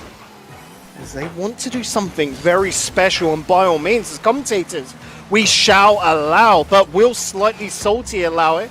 Or will they hit back even harder? Here comes Carbo, and that is a response. It is as well too. Mirror in the right position as well. And unfortunately, if own goals was coded in this game, it would be a Mirrorwing own goal. That's how it should be perceived.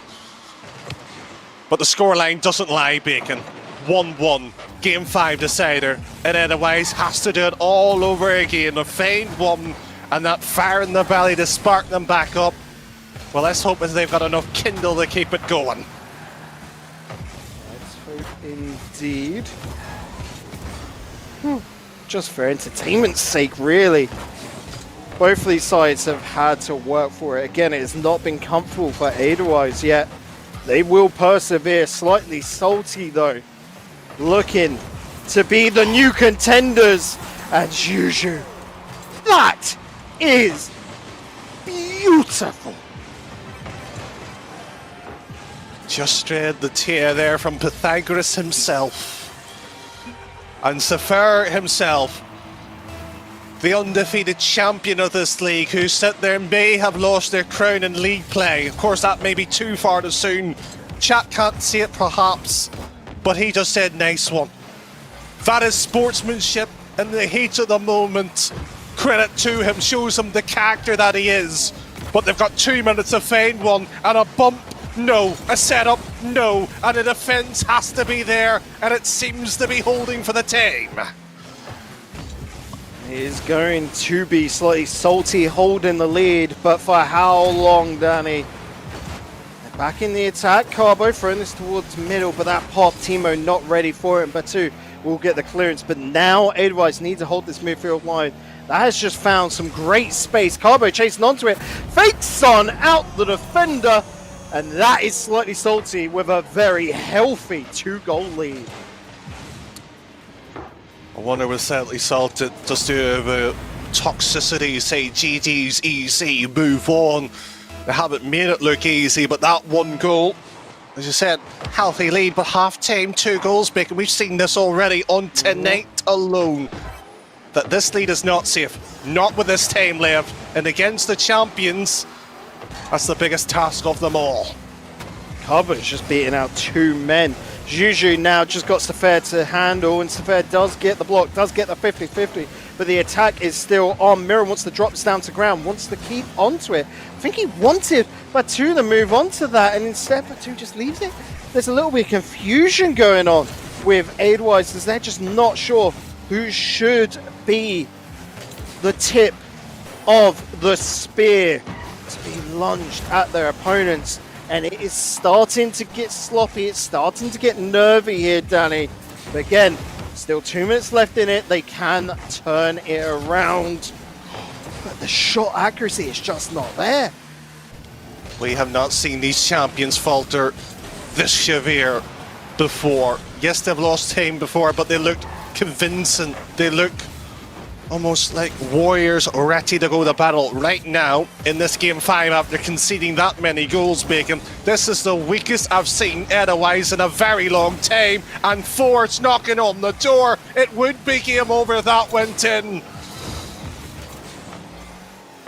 And for every scenario, Edelweiss losing this is the best thing ever, and we'll go into that after the game, but they could deny the loss. They could deny Slightly Salty a win, but they've got to find 2 goals in 50 seconds. But every single thing they throw at Slightly Salty comes up tails.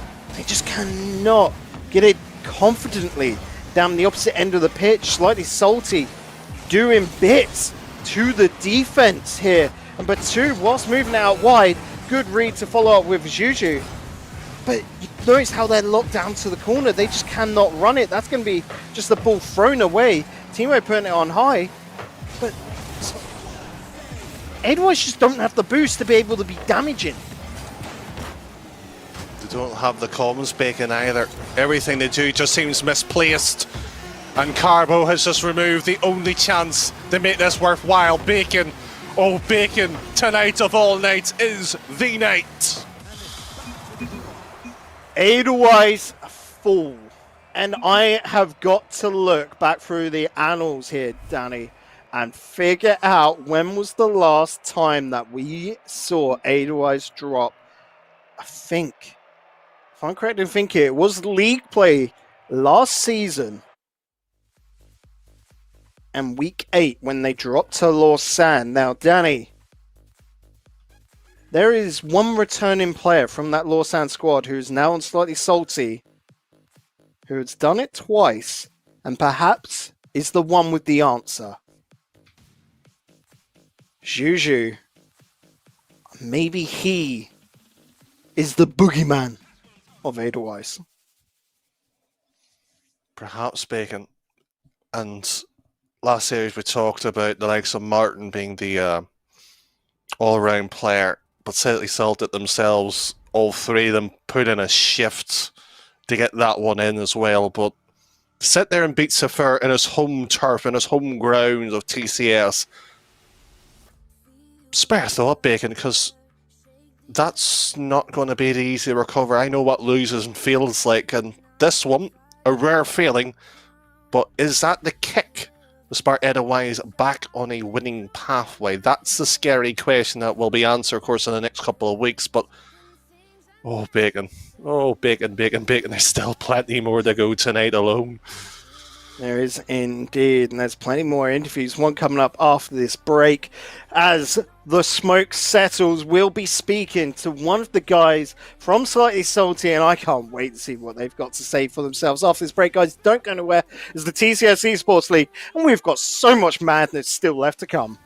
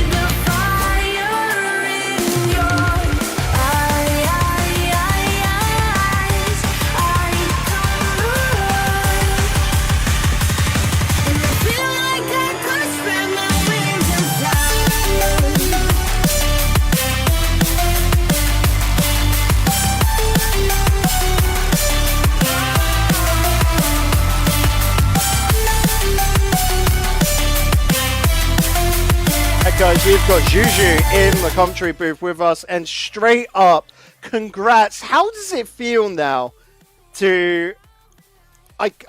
you're not top of the leaderboards, it's got to be said, because Coconutters will hold on to that spot, but taking down the scariest team once again in league play, because you did it with Lawson last season. How does that feel, taking down Edelweiss? It feels always the same. It's incredible. A lot of happiness. Yeah, it's The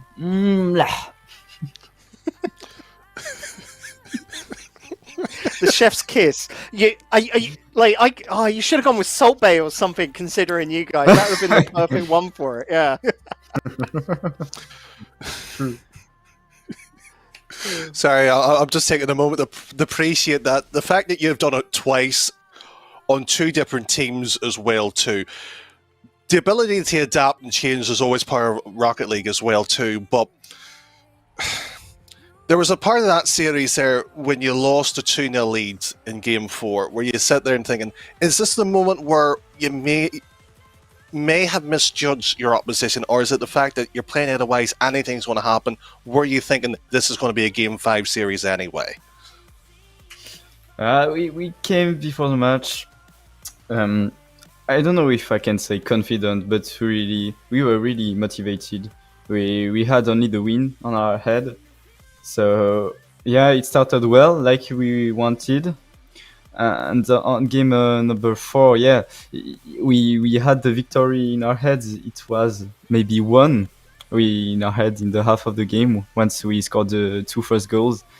And then the pressure came up with the first goal and the second goal. And then we tried our best in overtime. I missed the opponent like every week. And yeah, it was really tough to get back in the game between game 4 and 5, because we put so much energy, especially in game number 4. And at this moment, we were disappointed. Yeah? And yeah, unfortunately, Carbo scored this goal, 1-1 goal at the beginning of the game, and it gave us some energy again. So, one big question I've got for you here, Juju, is how it feels compared to last season. Last season, you played alongside Arku and Kiva. This season, of course, playing alongside Carbo and Timo. And is there a big difference in the atmosphere? Because I've got to ask, you were runners-up last season on Lawson against Edelweiss. Do you believe now that you can take this season on and win it with your new teammates?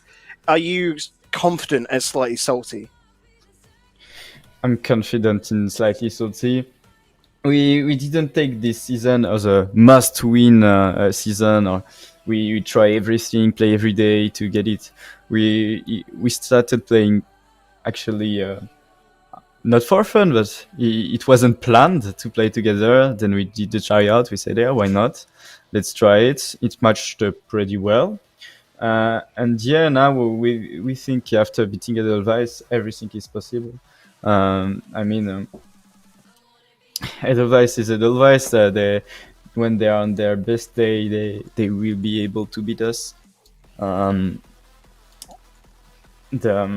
I believe in my teammates because we didn't play much together, and it's already fine, I would say. A good result like this gives us a lot of confidence, and we will have to confirm the result next week to see if we can get this top 1 or not.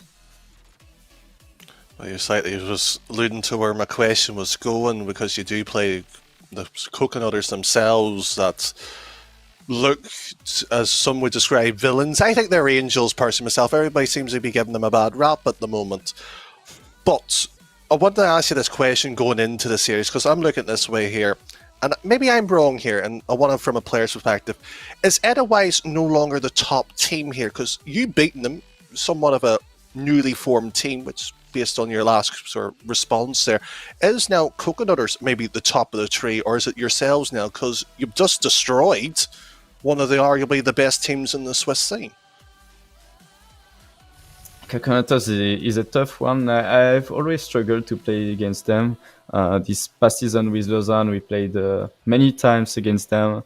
They won a bit more than we beat them. But with this slightly salty team, I think we have a good chance, maybe a better chance than with Lausanne.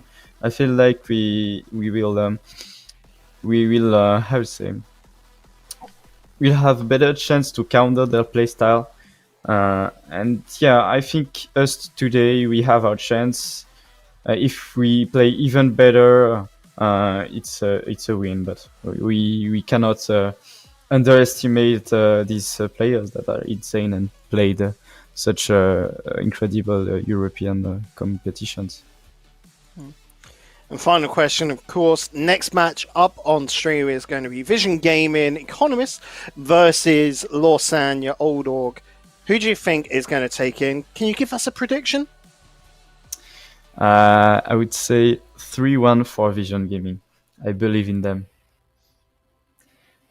That is a spicy one, Vision Gaming getting their first win. But of course, we got that after this break. Guys, don't go anywhere. After that break, we'll be bringing you the match here on the TCS Esports League.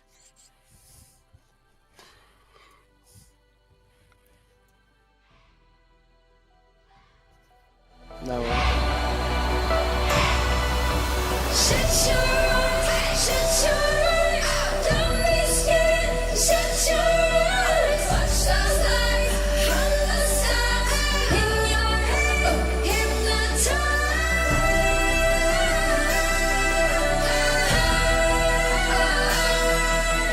Join our fight, for what's right. Make sure you're right. You make it more than you make more than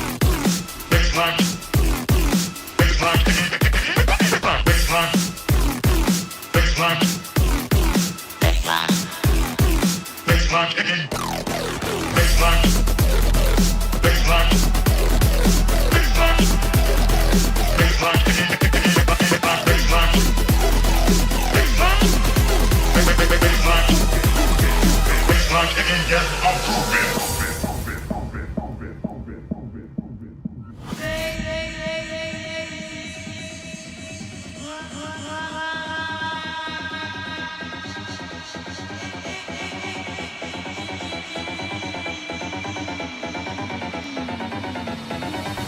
you get more than Baseline kicking, yes, I'm grooving.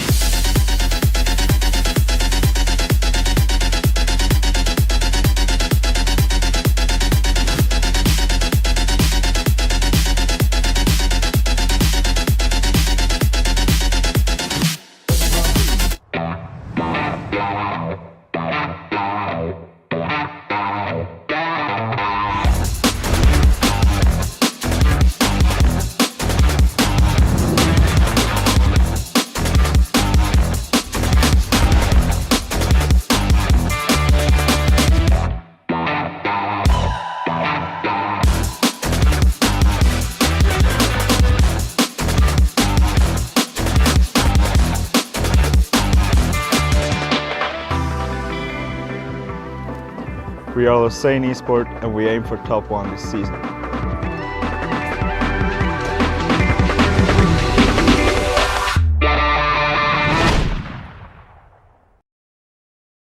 Welcome back, guys. We're going to be very swiftly moving on into this one as we have got Vision Gaming versus Lausanne. And Danny, this is going to be one which, well, as Juju pointed to, could be a little bit of an upset. So I don't want to hold them back any longer, do you?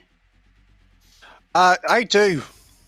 I want to make them suffer with the dancing that's been going on here at the moment. They've been impressing me quite well here on their moves, Bacon, but that prediction, you may have heard at the end of it, a wee bit of a oof coming from me. I don't know how Vision Gaming's going to win, but apparently I might be wrong here, Bacon. Perhaps it's the power of the Lamborghini as well. Turb gets the opening goal. Sometimes I would just love to sit back and enjoy, Danny. You know, let the madness go, because they're bringing in Frosty today, and we know what this lad can do. I'm a little bit upset for Jam that he can't be on this cast today, because he absolutely loves the lad, and he pops off. Well, he absolutely does, and Jam actually cast him a long time back now when I believe it was 900 AD when the Romans were still around, but don't tell him I said that now. In a different league, about 4 or 5 seasons, and seen him develop as a player and as also as a person too, so a large affection for him, know him quite well. But there's also another player on the pitch as well that I'm always so eager to see as well, and that's Stocky, one of the best players from the old generation. We talk about stepping up to the plate and passing on that knowledge, the baton itself, Bacon. Stocky has not lost it one bit. No, he hasn't. The only thing he's lost is the gizmo. I miss those days, Danny. But Oh, I don't. the gizmo is a cute car and was one of the best. Iravella, though, talk about one of the best. Damn! That's a powerful first hit, but then to cycle back, that's impressive. It is, and a nice movement as well too, and we didn't even touch on this factor as well. Frosty and Iravella actually on the international stage, part of the same team. Damage Inc. to be more specifically, that's why you see the DI tag occasionally pop up there, so this one's a bit of a rivalry, not only just for the teams, but some of the players themselves too.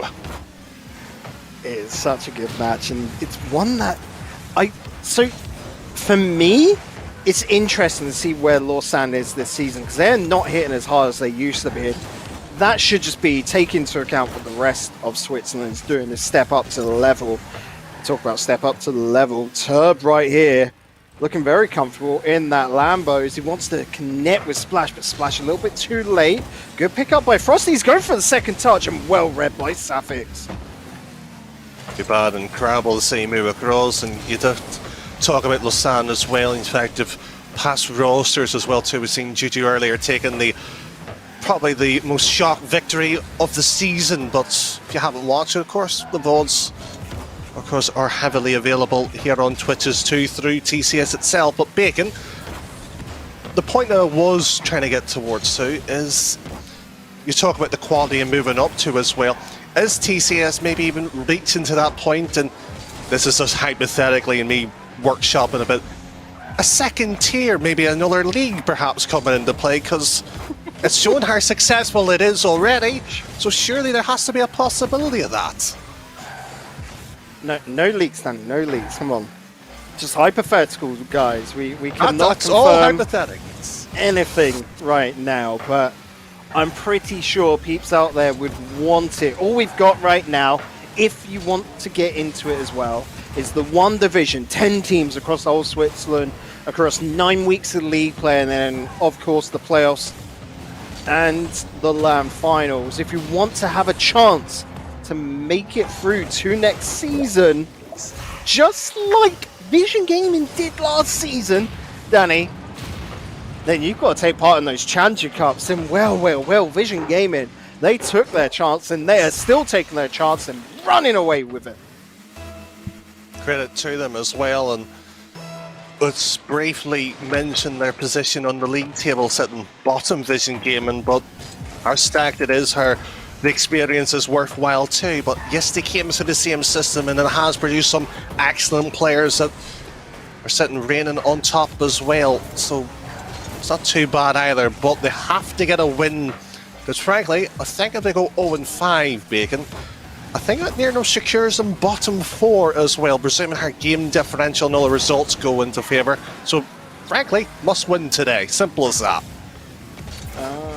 I would love to try and think about it, but what I'd love even more is just to appreciate the plays here on the opposite end. Beautiful setup by Stocky, but then to go for the pinch with Iravella, who leaves it to the last second. That's inspired.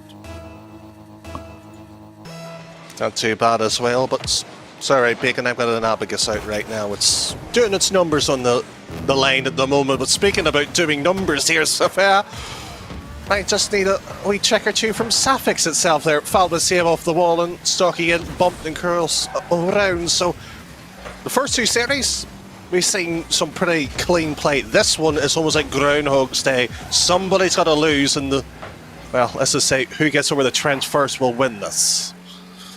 Is feeling like that for anyone that's new to the TCS Esports League. Lausanne currently in 6th with only 1 win to their name. Vision Game at the bottom of the board, not even a game won just yet.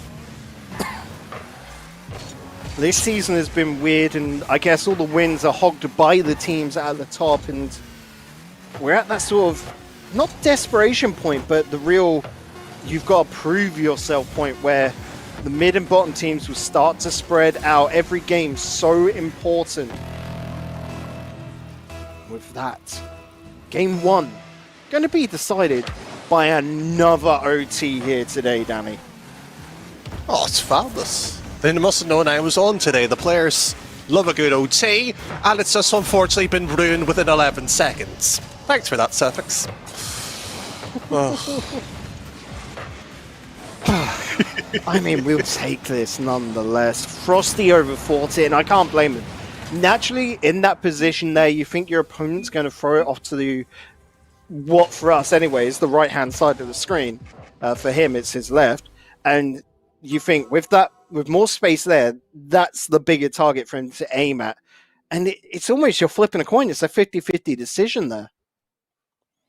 It is, and it's a bit of the sort of the difficult situation because you can't play reactionary as well. You have to actually make a decision and base it on what's happened going up to the ball as well too. And if you lose it, unfortunately, that's it.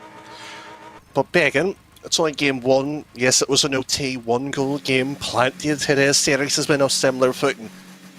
Never has it dictated the series though. So if Lausanne wants to break the mold slightly here, win the second game here, then we have uncomfortable questions for the side that's known as Vision Gaming. That we do. Oh, the fakes. So that's left to roll across, but no one there to pick it on up. Iravella keeping this pressure going, able to get the touch. Sapphics turns around onto it, wants to bring this on into a dribble. Good cut on out there by Frosty. It's Turb. Wants to just power this towards the net, but unfortunately he's running before he can walk, and they've lost all control over the scenario. It's back now with Lausanne as they move on the attack. Sapphics going for the second touch to push it on back, but Frosty, what a cut in that is. Not too bad, not too bad indeed, and a nice little play around here. In the last 2 series we've seen fast pace. This one going to be significantly slower in comparison. Not necessarily pace is going to be avoided this game, it's just who can play each other. It's going to be a lot more physical. The passing players, well, we've yet to fully see the extent that the damage done here, but Vision Gaming, they play it very well in defence. Actually, the highest statistics wise is all on them in that department. And typical Stocky loves a good goal line, doesn't he? That he does. Oh, the passing was great, it's got to be said, but to continue around to secure it, not many players go for that. Many players might turn back in that situation to cut across, maybe go for the demo. But straight from the get-go, you know Stocky's a little bit too late to be able to get those demos. They don't matter, but he sticks onto it because I guess he's just reading his opponent quite well here and know that it's going to be a difficult case. They want to make it uncomfortable and go for those goal line sort of, well, shots straight there, point blank in front of their opponent's net. Summarised it pretty nicely, Big, and that's what they have to do. And it's the essence of the execution department that somewhat leaves a few bewildering questions, but I like the spare thoughts here, and I don't like to bring up chat very often in terms of what has been said, Bacon, but we've just seen IRL beat Frosty. Wonder what Uncle, their third from Damage Inc. is thinking right now, sort of going, I've got to share a calm with them during scrims after this. Yeah. He's got to be looking at it like, if this is how you two want to, you know, spend your free time away from our international roster, and that's fighting each other, let's just hope that it leads to some good competition, some healthy rivalry, because you look at this and it is almost a battle of survival. Lord Sam right now hanging on to that 6th spot in the table. They need this win. Vision Game on the opposite end need the win to put themselves in a healthy position, get their first series. There's so much here, but only one team can go away with smiles. Oh!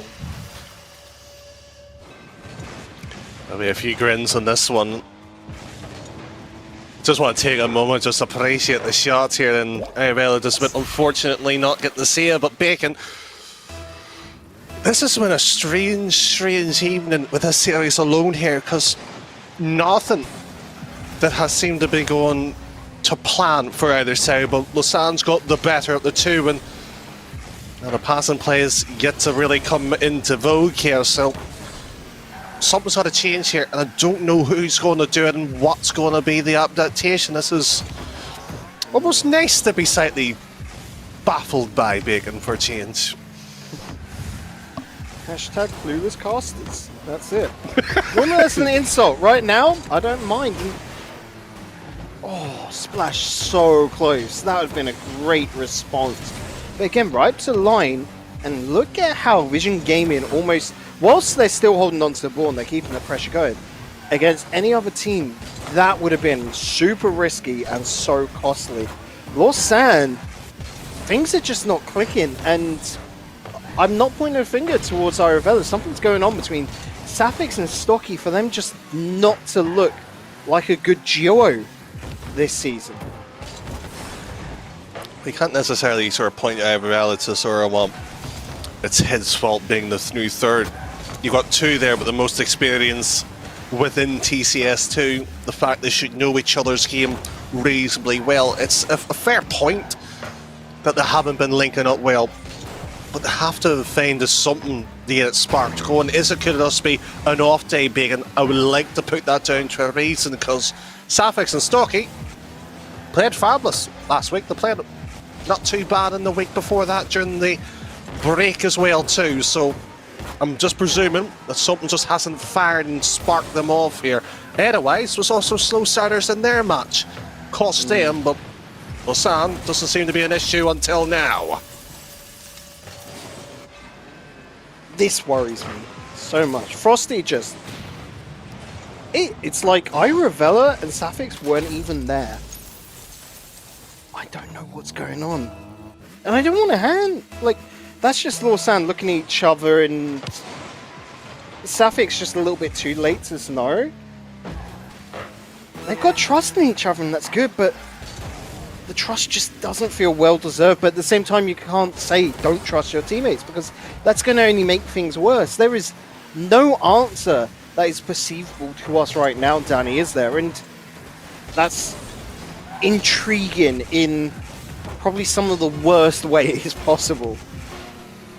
It is, Bacon, and that sort of situation, I would hate to bring sort of an analogy, but it's like two siblings arguing, do you want Italian or Chinese on the evening? Both acceptable, but sadly they won't have any takeout tonight. It's a sit-in for an OT. It is. We've got, unfortunately, some, I don't know, whatever frozen dinner going on. And Yeah, You just it's- asked it the just butler to don't hit the prepare your same. meals. Well, I'm trying to think. Like my mindset is going with frozen dinner. I'm cooking myself stir fry later, buddy. And I already had mine, actually. you eat dinner early. I mean, it's only current. Like, it's 8 o'clock now, but you know when we start this broadcast, we get ready at 5:30. That's way too early for dinner.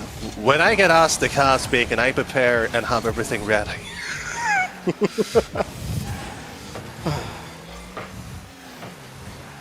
We're going more into podcast mode just because the abnormality of this game. Like, I look at that and go, Stocky, Frosty was going to save for every single day of the week. I'm not excited for it. If there's a goal, it's a mistake. You know, a slip up on the flip or the dodge, whatever you want to call it. And that's just really odd that you get two teams that are sort of predicting each other, and it just comes down to little slip ups. And I don't know if I'm expecting more, or if my expectations, as you know, because we've seen these guys for seasons, Turb and Splash, of course, making it through from the Challenger Cups, but that you just don't expect, and it's weird. You describe it as like a podcast mode. This is almost like Lausanne for a moment came out, decided to lawn the ground there.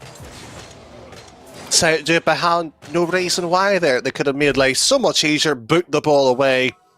Didn't do it. Vision Gaming picks up a game here and keeps their their first game as well. That's a big one for them. That's a monkey off their shoulder. Maybe, I'm not saying, but maybe they might actually come out much better in the next game, Bacon. I doubt it, but they might. I love Onko in chat right now, by the way. He's giving stick to both of his teams. Yeah. Onko, you're not wrong. This does look like ranked. It's not like solo standard at all. They look like teams. This, to me, just doesn't look like competitive Rocket League, though, which is odd. It's just very, dare I say, plain. And it's not bad Rocket League, like, at all. There is nothing wrong with playing Bacon. Yeah, that's why it's so weird. When you've got bloody Sapphics, Frosty, and Stocky on the pitch, I'm not going to speak for Turb or Splash so much because I don't know them as players so much. You know, we're only learning about them this season on the TCS level, and Irevella as well. Irevella's been the pop-off player, but Frosty here has just been the punisher. Normally we're used to him being a bit swish, but this sort of game, all he's there is just doing very reliable hits. Might have been reliable there, but Stocky there looked like a grumpy father there by the scruff of the neck, told Frosty, here's how you hit the ball, and brought him into it there. Turb has been a great playmaker as well. I've got to point that out so far in this series. Like, for some reason, he's got so much confidence today over the past weeks, and I think that's the weirdness, because to be on the level with everyone at home, on paper, this should be a 3-0 sweep for Lausanne. And I guess it's the weirdness that Lausanne don't have this easy, and in a lot of ways are struggling, which makes this odd. Well, yeah, there's not much to add on it because we talked about the vintage, and yet, as you said, we don't know them that well. And this is such a strange game because for this matchup, and let's be blunt about it, this is a bottom 4 relegation match. Lausanne's wins is they're talking about staying in the safety. Vision Gaming right now was just, let's get one game and keep a bit of dignity. I don't want to be cruel because I love this team. I love the org, I love the people that runs it. I know them behind the scenes, I've worked with them, Bacon. But this is just a painful match for them because you just know something's not quite right, but something has to give this series. Well, you look at Lausanne coming into this season, you'd think they were a top 4 team, and they have looked a shadow of that. And there is no answer for me personally. On the opposite end, though, Splash! Oh boy! What a run this was. And to beat out Safix like that. Dang! I think we should have a different rule set, Bacon, to make things a wee bit more interesting. Go on. What is this I rule think set? whoever team scores, one of the players must come off, i.e. the goal scorer, and becomes a 3v2, and we keep going until no players left and they get at least one game in the best of 5. So, dodgeball rules, basically. Reverse go dodgeball, with yeah. Yeah. I think this I is would fabulous. love- We should try that. You know what? We'll make a little tourney if any Swiss players are intrigued. Perhaps we can get it going. It's maybe a halftime show. Unfortunately, we don't have one today. Hence why you haven't seen us plug in the hashtag halftime, because unfortunately Strike is currently moving house and can't do the halftime show. His setup is not ready for it. So, you know, good luck with the rest of the house, Strike, but, you know... I don't think he's moving comes house. I think first. he's practicing. Oh, nearly there. Vision Gaming have been grinding, and I guess it's me coming into this now looking in a different light, Danny, because you come in with expectations in game 1, and that sort of all fizzles away now. You know, we're in game 3, and I am really appreciating the work that Vision Gaming are doing. Like I said, Turb is playing with a lot more confidence and focusing on being that second man. And his defense, whilst not incredibly clean, is just very efficient. Punch it to the corner like that. That, though, was a great play by Lawsan. Wasn't too bad here, and frankly, it's all from the pass. Simply move as well in net vision game, and this is the bit as you talk about expectations going into the series. We're seeing 2 thrillers of the series, and you're going down the ladder a bit. We reserve a little bit. We're sort of going, this isn't going to be the utmost. This isn't going to be the best. But we expect a certain level. This game here hasn't necessarily reached that level, but it's certainly provided a few thoughts, at least on the table. Sort of going, here's a new player. We haven't seen him do this, this, and this. Oh, he can do it. Why aren't they getting more goals? Why is the goal line just running away from them? And we're left such in a befuddled state, Bacon. Frankly, Vision Gaming might just sneak their way into a series win here.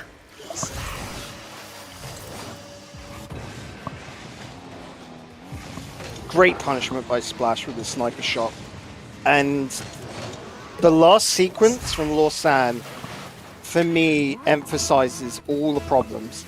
Safix should have never gone for that shot. Should have never gone for goal there. If you notice, every single goal feels like it comes off the back of Iravella. Safix and Stocky are too greedy. They are not working as a team. Those two just go straight for net, but Iravella goes straight for pass. If the net's there, sure, he'll go for it. But when he is working, getting this team to function together, that is incredible. That is the top 4 team. But it all requires Iravella to be carrying the other 2 on his shoulders. Near enough stopping the kids from throwing a tantrum.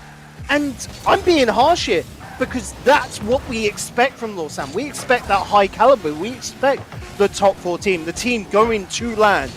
And Iravella is the only one that's trying to hold him together. That's just the state and the affairs of the pitch right now. When I'm not angry, Big. I'm disappointed with this series. I think that's the only way I can put it down to. Such class acts on this pitch. We talked about Soccer, we talked about Safix, we even talked about Frosty. And we're going into this sort of potential last game. And you're sort of going, Lausanne, they haven't got the pieces. Yes, you may argue a couple of changes. The team ultimately made a decision what's best for them. As much as we can sit here and maybe criticise or analyse whatever way people would like to look at it, let's not take away one aspect of this one, which is Vision Gaming. They've got 2. They could arguably get the game here. And I said they would probably be knocked out probably this week here based on her loss, I presume 3-0, all the results to go against her way. Do this, moves up a little bit, we'll work out the stuff a little bit more accurately, of course. But they could be knocking Lausanne then down into the bottom four, and you sort of be sitting there going, the Challenger Cups, some teams there are hungry enough to get the spot in. You've got to be working, you've got to show the dedication to the craft, and you've got to have the hungry to prove yourself here. Is it the case, and I hate to maybe dare say this, has the players got too comfortable in the league? Are they deserving to get knocked out? Well, Lausanne, show us. I completely agree. I think Lausanne need this beating right now because the teams they played against previously, you know, going to Game 5 against LTX, okay, I can understand that one going either way. Ira Legacy pulled an upset and a half against them. The Swiss Incredible Rebels, sir, are a strong team, and that was always going to be a 50-50. Going into last week, taking down My Santi for the first win, I get that. But this week should have been another 3-0 affair for Lausanne, and this has got to be that wake-up call for them.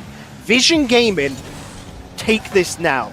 Not only do you want it as a team to propel yourself even further, but as a Lausanne fan, or just, you know, I'm a fan of every single team, Lausanne need to be taken down for them to look at themselves in the mirror and realize something is not right, and that is unfortunate for Turb.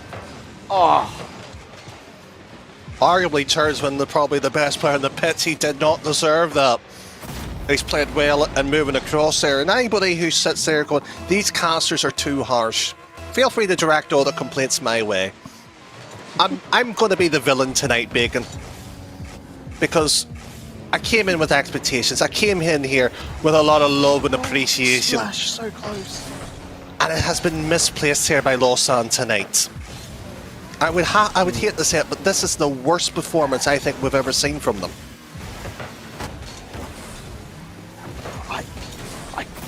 And they go and do that. Anybody who wants to do coach? Can I say, that's not Lausanne as such. Stocky, that's a fine for a cross, but Ira Vela again on the end of it. Stocky throwing it. That should have been the state where you see Safix step in, Danny. Ira Vela should have already been in the corner, realistically, and getting out of dodge to rotate on back. I know it's a massive arse for space and he slowed it on down because he was called into the past, but that's where the team's not functioning properly. It always feels like there's a gear loose somewhere in there, or missing at least, and it's just got to be found because this is a team, again, I truly do believe could go to land. You know, if they can get that 6th spot, we've seen it previously with the likes of Pincha Colada, right? Where they can get that 6th spot, and Serve done it as well, and then run the whole way to land and then go deep at land. It is the beauty of this format with the gauntlet system that you don't have to finish top 4 to make land. You finish top 6, top 4 just have a better position. You know, a little bit more of an advantage. That's the reward they've earned. And Lausanne now here in Game 4 are starting to turn it up, but that's just because they're focusing on control more. I think you summarised that as well too. When the way I always looked at the league as well too, not necessarily the gauntlet run, just top 6. Make sure you keep your spot for next season. That should be the goal for any team, whether you're Edawise or Vision Gaming. Just get top 6. Get about 4 wins on the board should be enough. Of course, madness can always occur mathematically wise. And this is the bit that hurts us because we've seen these ones plenty of times before on the biggest stage. They've done well. And tonight they may have got themselves a disservice. And you said Vision Game come out and win this game off here. This is probably their best chance to get a win on the board. At the moment, because originally we were all thinking it would come down to the Vision Gaming versus My Santi match. That would decide who gets the win will spoon. finish. Who finishes 9th and who finishes 10th. Just because of the caliber, but Vision are still in this. This is a beatdown, and this could open that door once again, which scares me of Lausanne, where they get overconfident going into Game 5, because that's the deal, right? Vision Gaming on 2, Lausanne are on 1.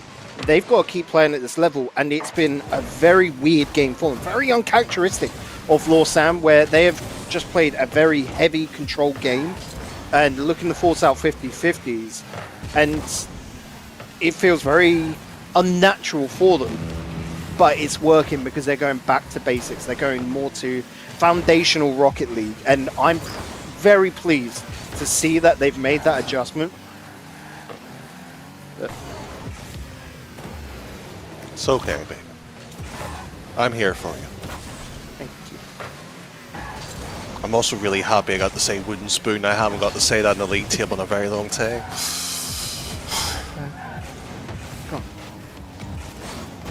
Ooh, Splash could be on a run here. He's still got a boost. The connection, the demo coming on through. But yeah, Safix does well to block that on out. Splash looking to hold some midfield line. So that's weird, because the plays are in such short bursts that you don't want to do traditional casting on the standard. I think tradition at this point has been truly thrown out of the window and went into the shredder. It's a trick shot, this game. That's how it's went. And after 4 games of this here, you can sit here and try to break it down analytically wise, and you can sort of go, this happened, we've got to adjust this. A plus B equals C. Simple equation, we just have to do this. That isn't the case here, Bacon. You talk about doing the basics, both sides have got to do that. It's very simple. Alright, yes, it's easy, of course, us to say it here in the commentary booth. But Lausanne, they look competent, but how much was that given because of Vision Gaming? The first couple of goals was due to an unforced error, is the best way I can describe it. This is effectively a best of 1, Bacon. And I'm not going to ask you who you think is going to win, because I feel that's Vision Gaming. harsh. You think Vision Gaming comes back? Okay. I didn't ask you, Bacon, put that out yourself. Bacon, you know me, I don't duck from the question. Okay. And again, not biased casting, because I've already explained my mindset. I want Vision Gaming to win, because that is the best for every team in the long run. Perhaps not my insanity, but that could just drive my insanity even further. We've seen them really starting to step it up as well. But that's a fluke. It's a nice connection. You can see they're so close to making that. That's not so much of... Oh, the replay really does that justice. I was going to say, Bacon, it wasn't a fluke, goal. it was... To discredit Stocky on what he can do, this is what should have been game 1 Stocky. This is, I hate to say this, retirement Stocky. He's came up for 1 game and sort of going, well, I played my greatest hits, it's time to go to bed. That's how it seems to be, and that's a good save by Frosty as well too. So, Vision Gaming, quite simply, score 1 and make it interesting. Looking so much stronger here now in game 5, and Stocky really starting to step it on up. They do have to be careful not to get overcommitted like we've seen. Nice 50-50, 1 out by Turbs. Stocky wanting to run this away, but what's with that double commit with Iravella? That's just been so costly, and Splash has just gone, you know what, thank you lads. I like to say that's miscommunication, but at this level here, if that's going for the pinch, I suggest getting glasses, Bacon. That was horrible. I don't want to be mean-spirited. I really don't. But experience tells you, and you have your natural vision, you know that isn't going to happen. And even the comments would have confirmed that. Envision Gaming has a sniff of an opportunity to make that statement, Bacon, of taking Lausanne and Sorghum. You've got to improve. Again, we don't want to discredit any other teams. It's just, you know, going by stats, going on paper. That's what we're basing it off. And realistic expectations. Oh, that's got to be painful. Crossbar downski, but not in the net. Safix looking to run it all the way down. No options to pass it through to. Stocky and Iravella back on that midfield line. So it's a wasted opportunity to punish their opposition. Iravella down to Stocky, looking fast past Safix. Again, so close to the mark, but the fact that they're looking for team plays like that, Danny, is just night and day difference from what we saw in games 1, 2, and 3. Maybe adds forward into that as well too, but you talk about the statistics, Bacon. It doesn't flatter both sides on this, and Frosty's earlier play as well. Lausanne, 9 shots plus on average. You have Vision Gaming, who only generate 6 on average. But that's because Vision Gaming's too busy playing defensively with, well, I'll be kind and round down. At least 5 saves per game. That just shows you how much they have to play, and their roster as well, let's be fair to Vision Gaming, that does like to swap and change. They also will have that ability to adapt to their opponents if so desired. Fair play if they can make it work. They haven't. They've got 2 minutes here to get their first series win though. They do indeed. It is really coming down to the wire on this one. Lausanne to take their second win, Vision to take their first. So many places to gain. Not so much for Lausanne, but it would be good for the confidence and security for them. Frosty slows things down. He's got Splash on the inside, but just runs it straight down to Iravella. That's clearly not what he was looking for. Safix, big clearance all the way down to the other corner. The Splash gonna get beaten to the ball. Turb beaten as well. That's prime for Iravella to finish off, but good block out from Frosty. And Splash bouncing it. Frosty didn't get the memo, so you've got a bit of a double commit going on. That's loosely towards middle with Frosty looking to take this down towards the opposite corner, and Stocky, well done to slow things down. It gives his teammates time to get into position and then get boost as well, which is so important right now as we come to the last minute. It's a nice vital block there, and you just feel poised for an OT. It has that written over it, but yet you just sense how slippery this game. It could just run through the fingertips, and once more Stocky straight bang across here. My only worry here is more with Vision Gaming, Bacon. We've seen them double commit in defence far too often in this position. If they keep it upfield, they might have a chance here. Big demo from Frosty as he removes Iravella. Frosty on the ball off the wall. A little bit of a double commit following on through. Down the corner, Turb just going to try and keep a little bit of pressure up. Frosty as well will be able to do that. But Stocky holds strong in defense. The pressure is still being applied, and it's hard to find a route on out for the guys of Lausanne. Splash wanting to force the 50-50. Turb going high off net. Stocky with the runaway. This is going to be able to touch ground once again. And we have got the OT game 5 between Lausanne and Vision Gaming. That's twice Vision Gaming should have won it. You can maybe argue Lausanne should have, but all ifs, all maybes, and all in the past now, Bacon. He said OT. Well, chat, have your say. How long do you think it is, and why not throw in the Who as well too? That's a massive shot downfield, and Splash going to be able to get it away to some safety. Frosty with a pass out.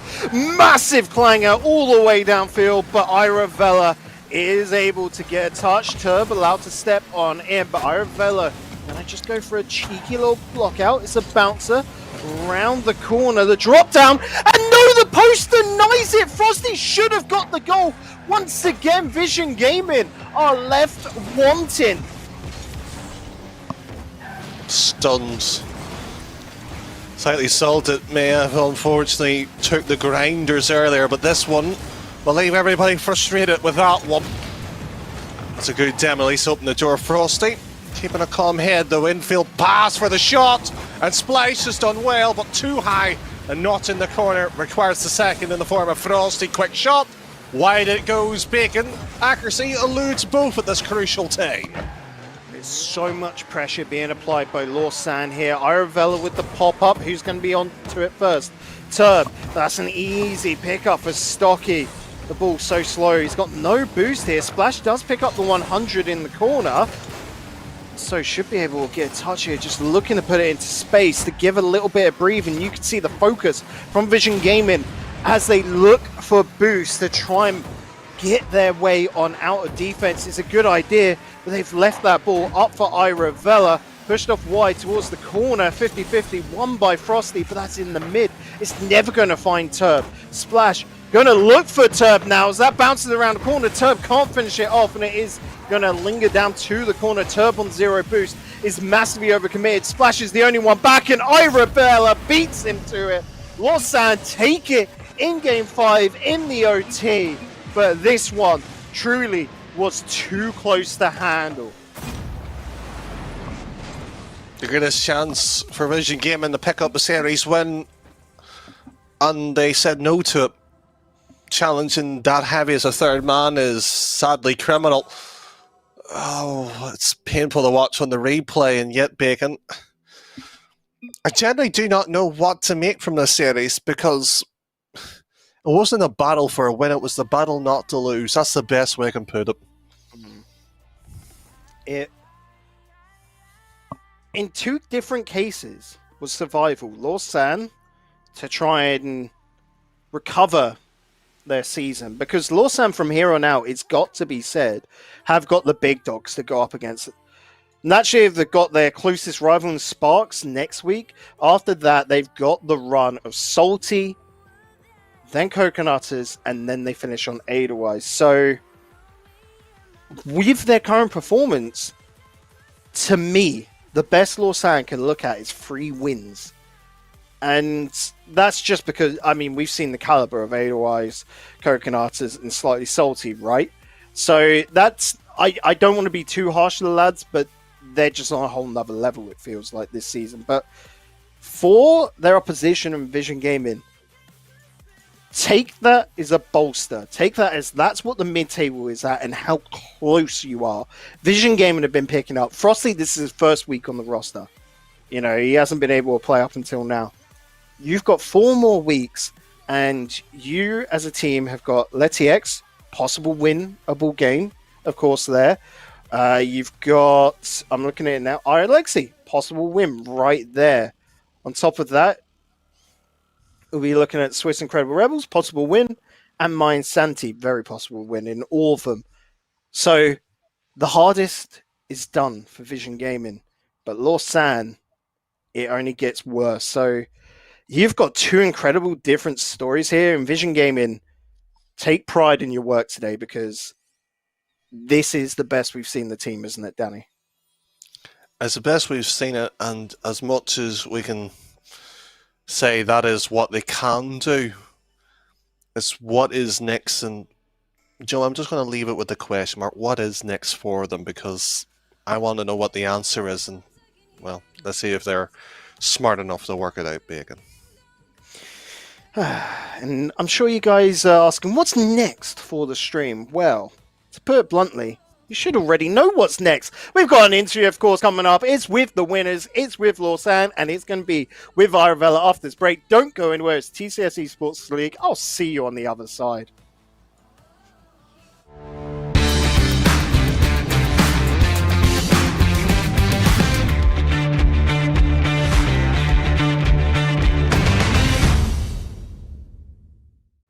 Wenn ich das Gefühl habe, dass mir alles entgleitet und alles um mich herum zusammenbricht, weiss ich, dass ich mich auf ihn verlassen kann. Immer. Seit 125 Jahren an meiner Seite.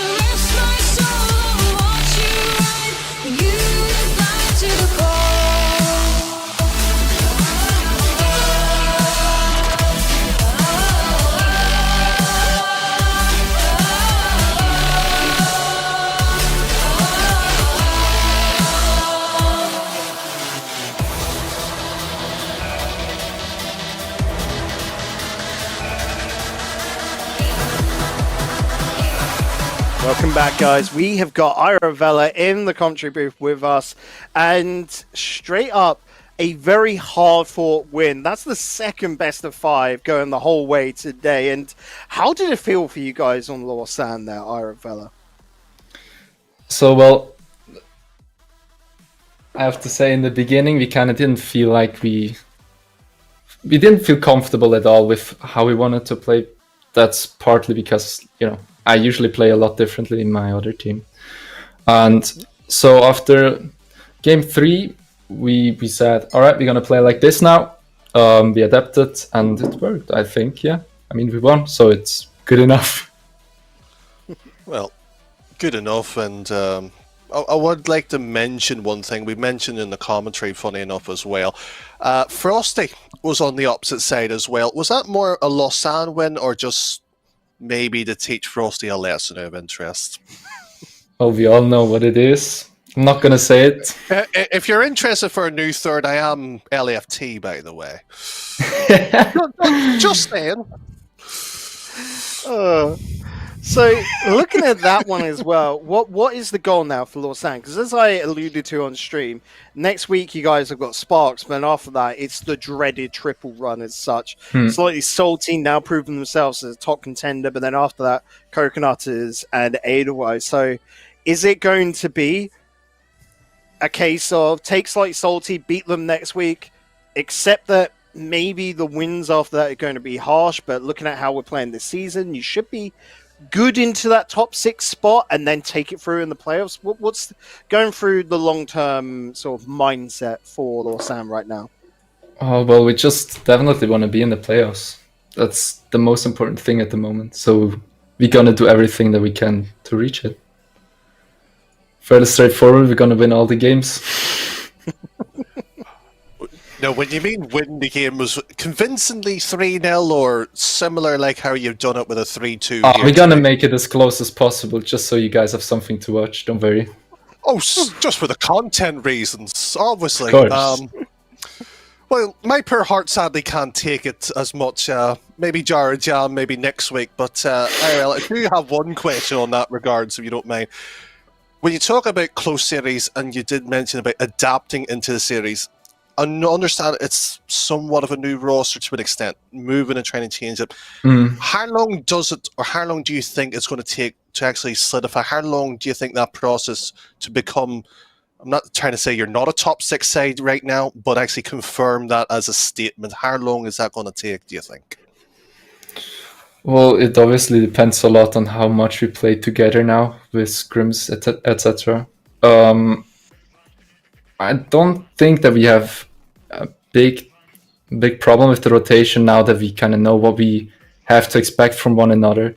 Or we're just still in that phase where we get to know how everybody plays a little bit. So give us maybe a week or two and we're going to be much, much better and solid, I expect. And last question today, let's look a little bit forward. Let's look towards that game against Sparks next week. Do you have any predictions for that's going to go? Have you got any plans set in motion for how you're meant to play against Sparks? Have you done any homework or research on those lads? We haven't really prepared for that series just yet. We know that they can be a really good team. I mean, we saw it today, they did a really good job. They still lost in the end, but they definitely made it very close, so it's a tough team to beat, so we need to prepare. That it is. And we're going to prepare ourselves. The next match on stream is going to be Letty X versus Mind Sandy here on the TCSE Sports League. Don't go anywhere, guys. We'll see you in the next one.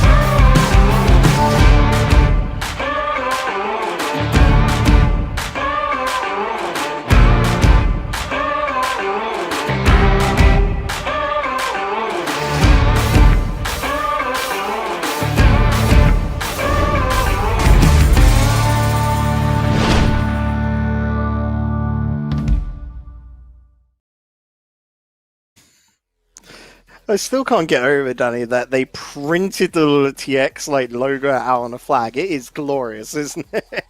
The lads have really repped themselves strong this season, haven't they?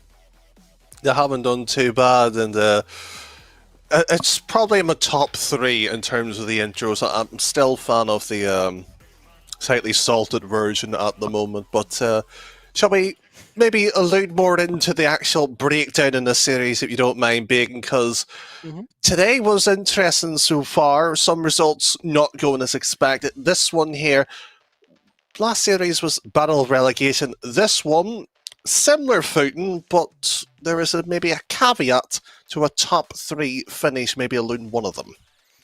Yes, when you look at LeTX, they're currently sitting 3-1 in 4th place. On the opposite end, Mind Santi are currently in 9th, but it's only by technicality because they've got the game in hand. I do believe that's how it's doing. So, Mind Sanity, to stay ahead of their opponents, they've got to win.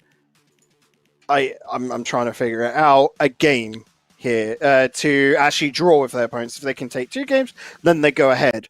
On the opposite end, LeTX are the best they can do is 4th and stay here. If they lose as well, that's going to all come down to how trying to just figure out. No, they should be pretty safe. So then finish it on. So there's nothing to really be gained by these 2 teams as such. Like I said, Mind Sanity could technically lose 9th place if they get 3-0'd here, but that's going to be the question. Mind Sanity could do what Vision Gaming couldn't, and possibly get a win, and that would not climb them up in their standards, but give them a bit of security there in 9th, wouldn't it, Danny? It would do, and potentially on how well they win as well too. Game differential, we'll throw it aside. We'll say that doesn't exist at the moment, Bacon. You're okay with that for the time being? Wait, what? I'm saying, okay let's with... pretend to say game differential doesn't exist. We'll just look at series records. Just for a moment. Okay. You okay with that? Yeah. Right. So you have Team Sir, Our Legacy, all within the same game record, presuming that there's a win here for My Insanity. Out of those 3 there, which one's more likely to have the race for the top 6 here? Is it a case where My Insanity's got so much legwork to do here, or is it the case of they're stuck within this sort of region at the moment? Because I'm still trying to work out how good My Insanity is, and their record, I don't think actually reflects how well they can play. So, Kara put into Twitch chat a little earlier that I don't believe in them, and the problem is that with the quality of the TCS Esports League, I am very honestly going to say I can't see My Insanity to make top 6, Danny. And that needs to be, that fault needs to be punished. That's where the guys need to go away, win this today and come back. On the opposite end, I don't see them win this game against LeTX. LeTX is a very, very strong side. Arku, Mino, and Aqua. Arku and Mino have really hit heights, right to the top, into the lands. Aqua as well is a fantastic young Frenchman. They've got Raptor Jesus as a sub who's also hit massive heights as well. So this has got all the makings to be a team to finish top 4, and they've rightfully got to that top 4 spot. On my insanity, this for me is a builder season. And do I see my insanity making it to top 4 at some point? Yes. Not this season, though. They've just got to use the season to get that experience, get Tabs and Haid, truly into that mindset, get them more competitive experience, and then hit hard, because we know what Kara can do with squads. We know that he can go far with them. He was in the quote-unquote LAN finals, the WAN finals last season, because of course last season we couldn't have an actual LAN final, and I do believe even back in season 4 he was there as well. I'm trying to think, not season 4, sorry, season 3, and possibly even season 2 beforehand. So, this is a lad that has been there and can lead teams, and it's going to be taking that experience and then using that sort of coach mentality at the same time to improve the Mindsanity squad. But like I said, it's a builders team. I'm not expecting instant results from them, Danny. Fair enough. So, Maya and Sandy probably on the same wavelength as Vision Game, and that probably would be fair. So then, really, it becomes to... I'm just saying, if Vision Game did get the win, Lausanne Sports would be dropped down much higher down here. If Maya and Sandy does make the upset here, then the race becomes much more interesting, as Latix becomes into it, and it becomes maybe a 5-horse race to stay out of relegation, never mind the playoffs, because playoffs comes with wins. That's naturally, it's what you do mid-season, really, that shows how good a team is. So Latix right now, is this a match where they have to win then 3-0, or is it the case of, let's just get the win on the board, however unconvincing it may seem to be, because we are expecting them to win, but it doesn't seem likely that they should drop more than, say, probably the 2 games. For Latix, a win here today should solidify them. That's a quotation, should solidify them into top 6 with how we've seen everything go, Danny. Whilst 4 wins and 5 wins we've seen in the past be the one that secures teams naturally, with this season, with how sort of top heavy we're seeing the table go, I feel like 4 is going to be it to finish 6th, and then LTX afterwards have. I'm just quickly going to go through now and see what they've got in future weeks, because I do believe they've still got some. That's when they're going to be facing difficult opponents. Next week they got Vision Gaming, and then afterwards they've got Sparks, followed by Slightly Salty, and then they finish on Coconut. So by all accounts, they've got 2 of the top 3 ahead of them in the next few weeks. Their loss already comes at the fall to Edelweiss back in week 2. So, by all accounts, LTX have been playing as good as you would expect them, for their team, for their season together. We know Mino and Arku have played together, but this is Aqua's first outing in the TCS Esports League. So, they're still in contention. The thing that, to me, solidifies them as like the top of that mid-table, if we're including the top table, like you would say Formula 1, has been Coconut, Slightly Salty, and otherwise, the reason why they're the top of the mid-table and not, with the other guys at the top of the table is purely because their games is 10-8, Danny. They're not comfortably clear, even with 2 series, ahead of their losses, being 3-1, they're only 2 games ahead. So for me, it's just they're eking it out more so. They're doing it on series rather than games won. That's fair. That's probably enough of all the calculations and everything. How about a bit of gameplay to settle the difference, Bacon? Because this should be a match where we're expecting a heavy-sided win, but we always love a good upset here. Edelweiss already feeling the upset burn already. Let's see if there may be a continuation of it. 30 seconds gone by near enough, and surprise, surprise, one side near enough suffering, near enough an early blow to the confidence. He's not going to be able to get that past Arku. Brezzy dropping it on down, but Mino is there. And you are right, Danny. My Insanity are licking their lips. They saw the upsets go on already. Salty being able to take down Edelweiss. The step up of Sparks. Vision Gaming nearly being able to take down Lausanne. And they are thinking it's their turn to cause an upset themselves.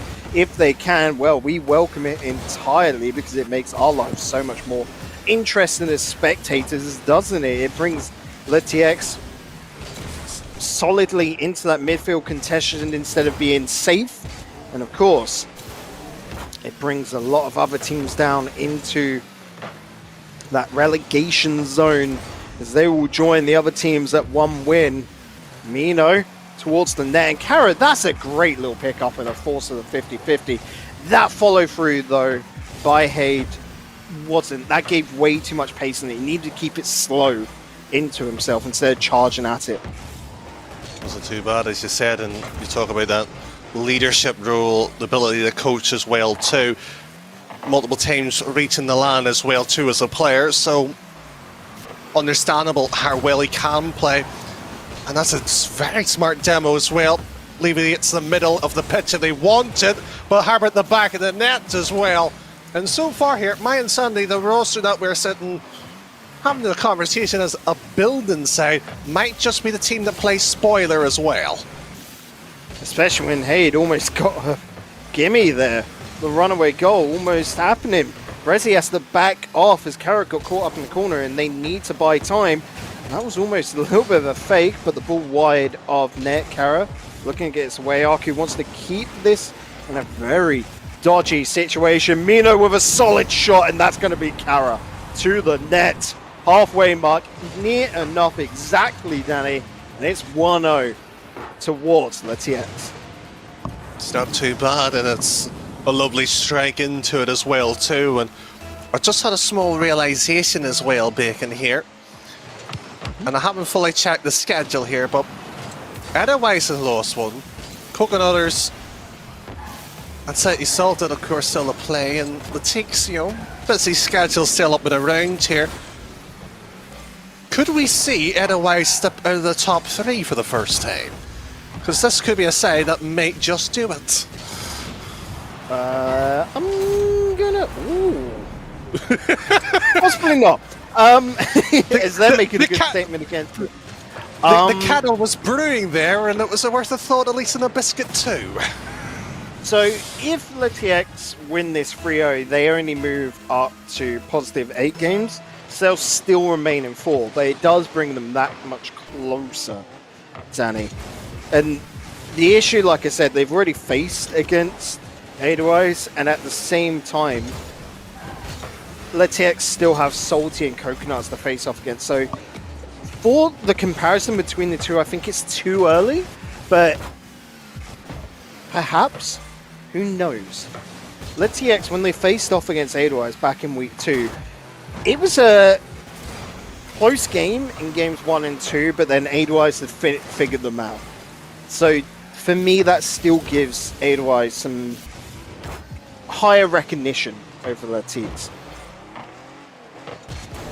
Well, that may be the case as well, and maybe too far ahead as well. Still plenty of matches, and some of the big teams still have to play each other. The Teaks, not necessarily an easier run, but still could be providing some damage. And Mayan Sandy, of course, for right now is their opponent that they're facing and have to get the win. Of course, 3-0 ideally, and Harbour 3-0 to match on the scoreboards. Again, it's another scrappy goal, this time coming out by Mino as he gets his second. Just seeing the net beckoning downfield, no one home, and he's just going to let himself on in. 1 minute left in this one, Danny. What do you want to see from Mayan Santi in this final minute? Right now, just control the game, just not concede.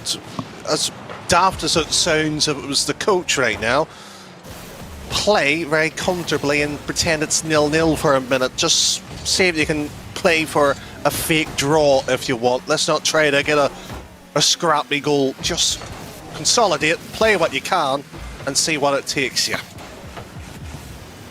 Mino looking for a very obtuse pass on over towards Aqua, and I respect it. You know, if you're 3-0 up, that's where you try something fancy. That's where you go for that highlight reel play, and they can still do it. A little bit wide. High Aqua could have possibly got onto it, but got the memo a little bit too late. There was a bit of delay there from Sender. And again, you can see the pre-jump in. They're trying to go for a freestyle goal, aren't they, to finish off the game? It's just not been found. It hasn't been found, but my and Sandy, this is going to be a tad on the rough side of things, but they're well aware of who they're facing against that sort of top-end roster. And just to confirm with everybody else with that hypothetical talk, if this was to be the case, otherwise we'd be +8 and Latiques +5. We may as well state that. We're only just talking hypotheticals, but Latiques must, of course, win 3-0 and push the boat out for future weeks as well, too. But that performance shows they can deal so far with a bottom-side roster, Bacon. And, I mean, did we expect anything else, Danny? No. Well, you wanted more than that, did you? I'm very intrigued right now because it was Kara that was letting us up. So they're definitely having the team talk, and there's no arguably blinding issues. Like you said, just control the game more from Mine Sanity, but nothing that's explicitly wrong, right? I have to agree with that. There isn't anything where you sit there and start going and say the fundamental books. Is it the position? No. Are they running a boost much? No, not really. It's just that bit of quality is the difference here. And Kara, as much as you can rely on a leadership role, cannot do it all by himself. And this is just evidence of it, Bacon. And that 10 seconds might be the cruelest of them all. Indeed, it feels like it was stolen away from him, especially when Aqua's going to absolutely send it and get a goal down the opposite end. Dribbles past one, dribbles past two, and Brezzy doesn't really even challenge it, to be honest. And Haid, right and net, looking at Brezzy going, why didn't you challenge him there? And there's a deer in headlights. It's going to be much of a cruel series. That's when you said a deer in headlights. At this point, it may be getting a little bit worse than only the posts and eyes. Until that moment, they're 2-0, and frankly, I think the Latiques right now are just happy. Let's put the damage up early. First minute, 90 seconds into it, and calm the series down from that point onwards, because they don't have to do much. It's simple for them, and they're playing it well enough. That felt like a tornado ripping on through with the ferocity of that attack. Good block out by Brezzy. He's got it past one. He's just got Mino, but he's got no boost on this. Good idea to force the 50-50. Kara with the pop, and Aqua on the line. Hey, just unfortunately come in a second too late, but the idea was good from Mind Sanity. They were just so close to hitting Magic, and that's a continuous problem for them. Again, not one that's, you know, glaring at you, but you can see the caliber. It's just not polished. Good goal coming out from Haid, nonetheless, though. The fake to move it into it. In fact, like all three beaten, one challenge, two in net.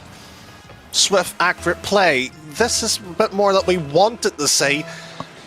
And it came at such a crucial time. If that minute went without a struggle or a full fight on target, might be a bit more difficult. In that conversation earlier of maybe trying to break into the top three, the Latiques might go out of the window if Mayan Sani does pick a game up here. Hey, that's a good pickup, and he's sending it down to the corner. Mino will pick up the 100, and Aqua looking to get away. Powerful hit by Brezzy, but he's just broken on down suddenly out of nowhere. Kara's got a mistouch, and it's been put back to Brezzy. It's very weird, and you can see these two sides suddenly going, wait, why are we hitting the ball on over here? That's a good pass on over towards Aku, and Aqua not going to be gifted the assist. Mino. That is cheeky, I love it.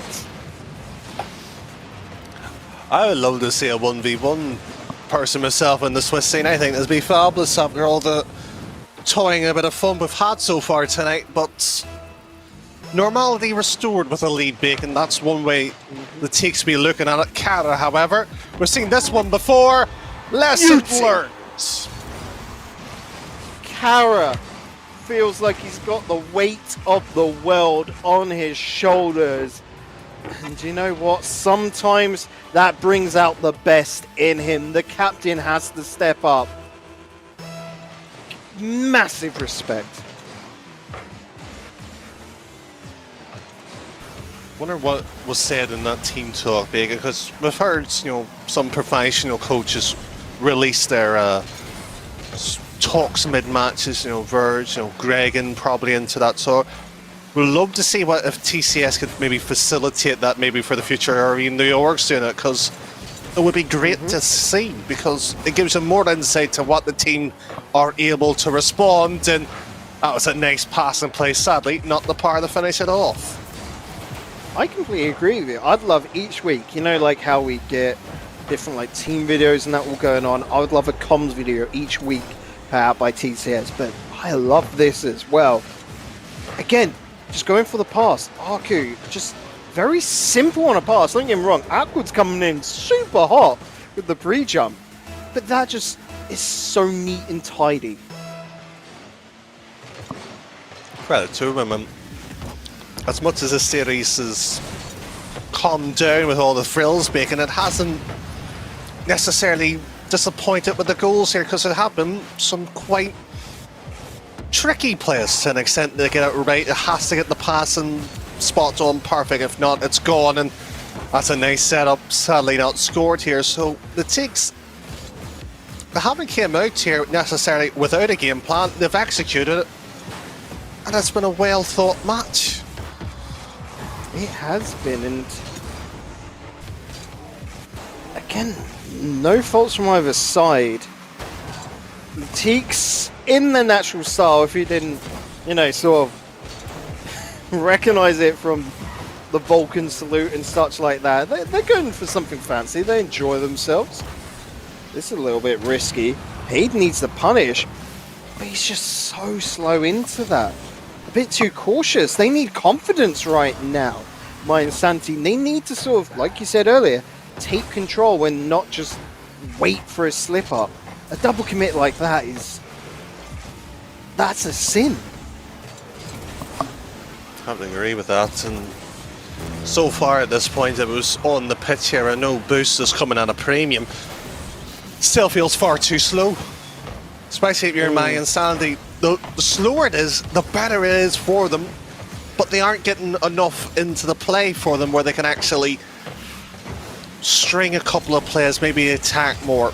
If they're going to play this slow, it's going to have to be strong 50s and maybe an odd bump or two in the demo, and that shot far too weak. And the Teaks game management has been perfection from them.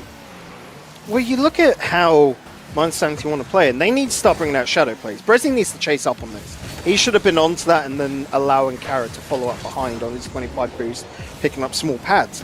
But they're wanting space, and that's Suaku. No, that's naughty. They should forfeit this match. That's it. No, I think that, no, the entire series. No, the entire series. That's it. I'm supporting my insanity. I'm going to be the most biased caster after breaking a rule 2. I'm not having it, Bacon. Well, the only rules that truly matter in the TCS rulebook, and I'm looking through now, it's not a punishable offense, Danny. It's just a gentleman's agreement, so we can't do anything to it. So we must go on into game 3, 2-0 in favor to Latiques.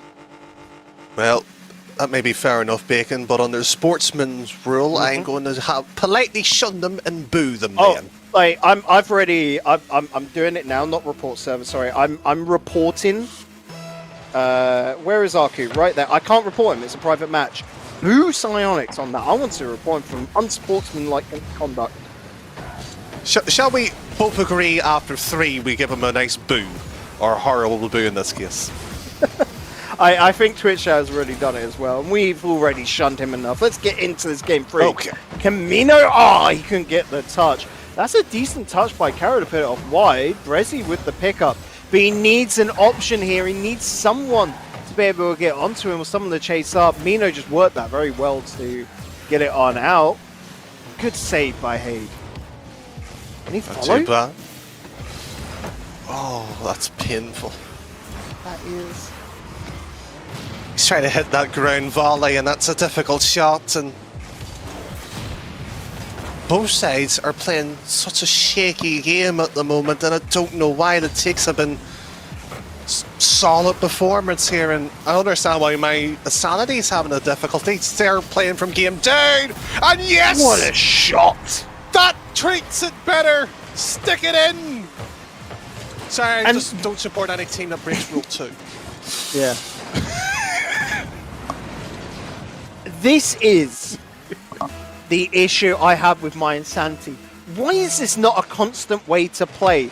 Why does this feel like a pop-off moment for the guys? It's a good goal, yes, but we want to see it become a consistent, and that's why they're a builder team, Danny, you know? This is something which is going to take time to perfect. I happen to agree with you.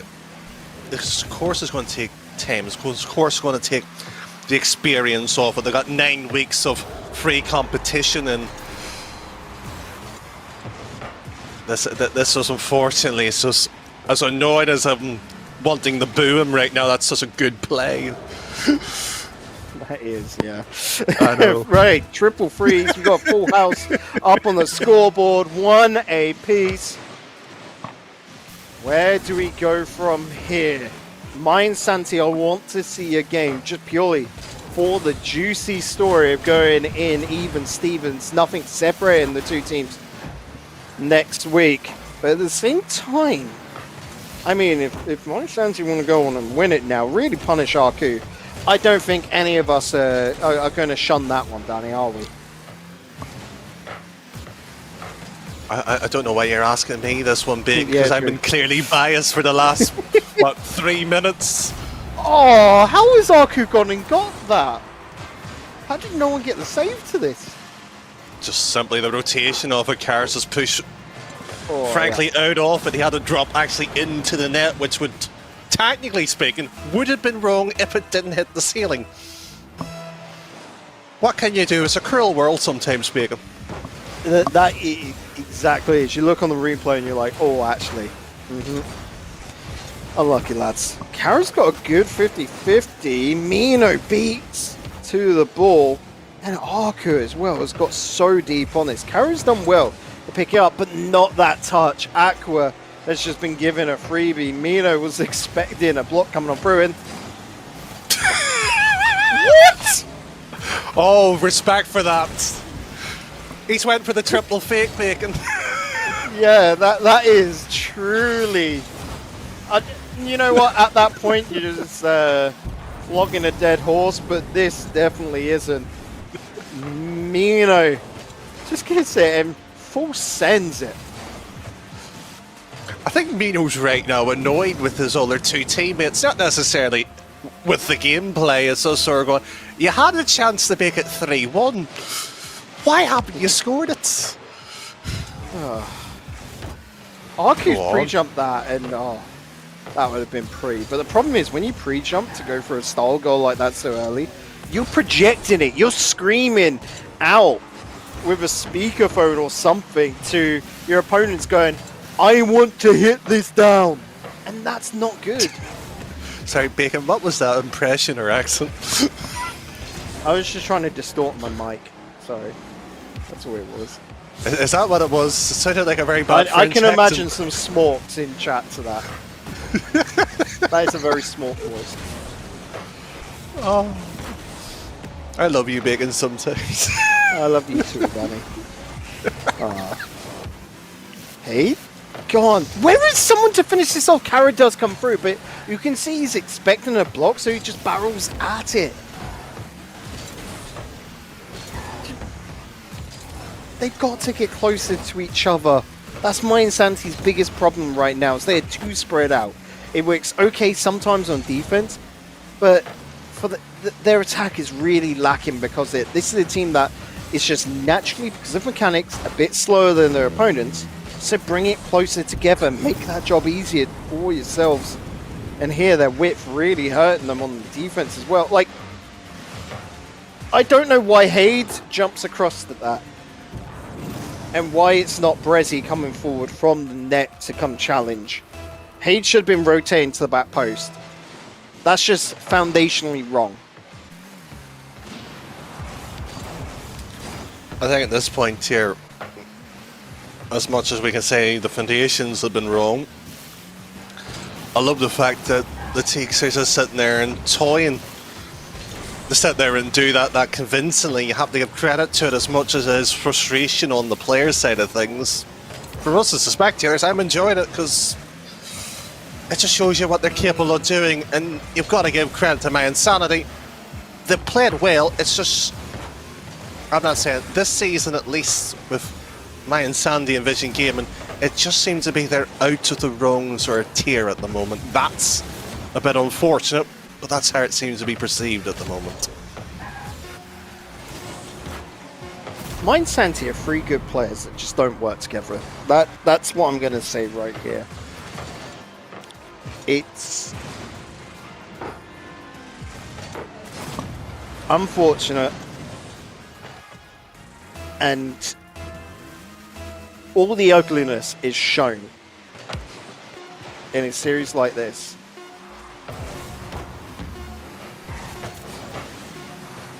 And I feel harsh. I feel like a bad guy for saying it.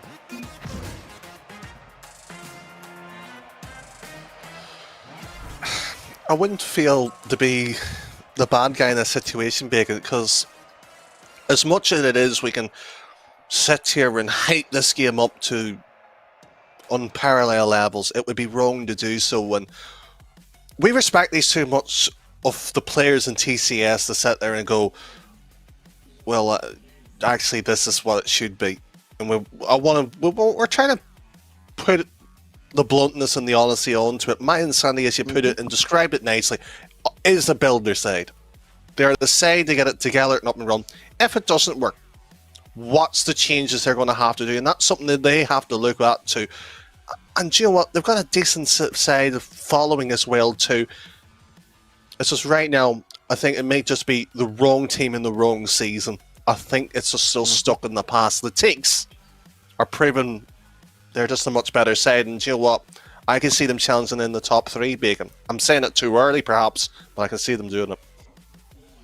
I mean, they're only at 4th right now, and they will be going into next week 4th at 4 wins to 1 loss, 13 games, and that's really helped them with the game differential. Now they brought them back on track to that top 4 and a bit of security as they, in 4th, are 2 wins ahead of Sparks in 5th. So that's given them a nice, healthy little barrier. And we're going to be speaking to Arku after this break about how that feels and where they think that game's gone the rest of the season. All of that, we'll be breaking it down with Arku after this break, guys. We'll see you on the opposite side.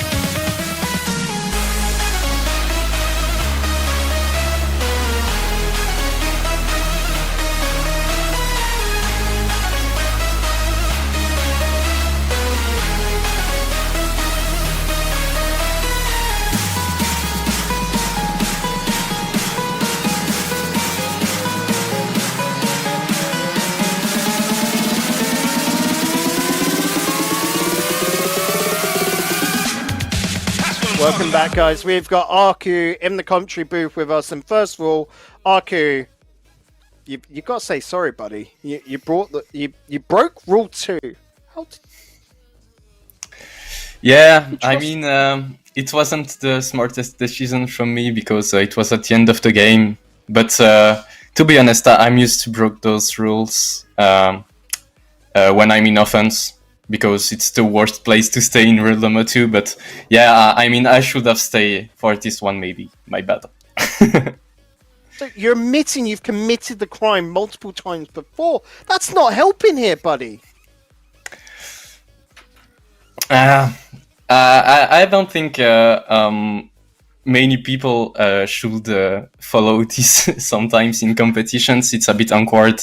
But yeah, I mean, just a rule number 2. Oh, no, don't leave us, please.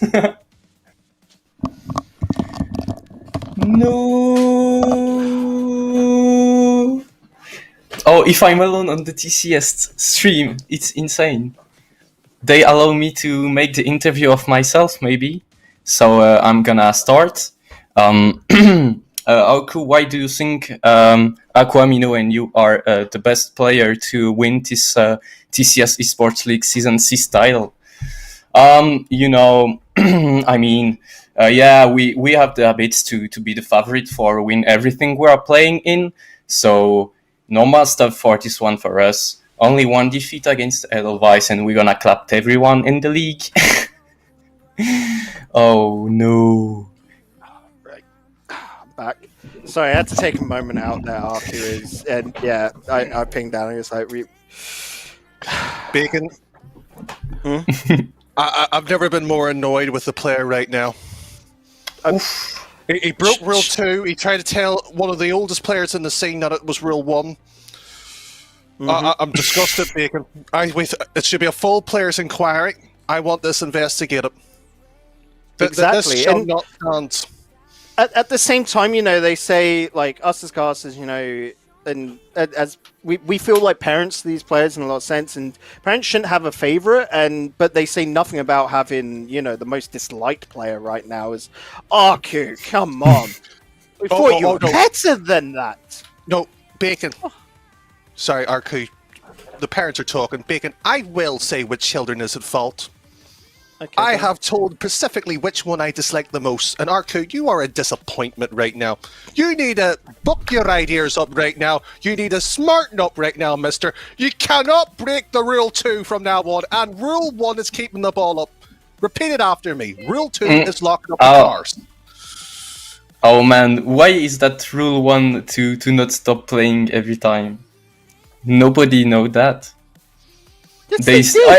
Everyone say Rule 1 for this. It was always Rule 1 in Saab was to keep the ball up. It was just some, I don't know, little zoomers on Reddit that changed it all up, and I don't know. Oh, those guys on Reddit. I am disappointed, Bacon. I've played Sartman out for the last 10 years, and these young kids come in and don't understand the rules. Right. RQ can redeem himself, though, and I want a good reason and a good prediction for the next series on stream, RQ.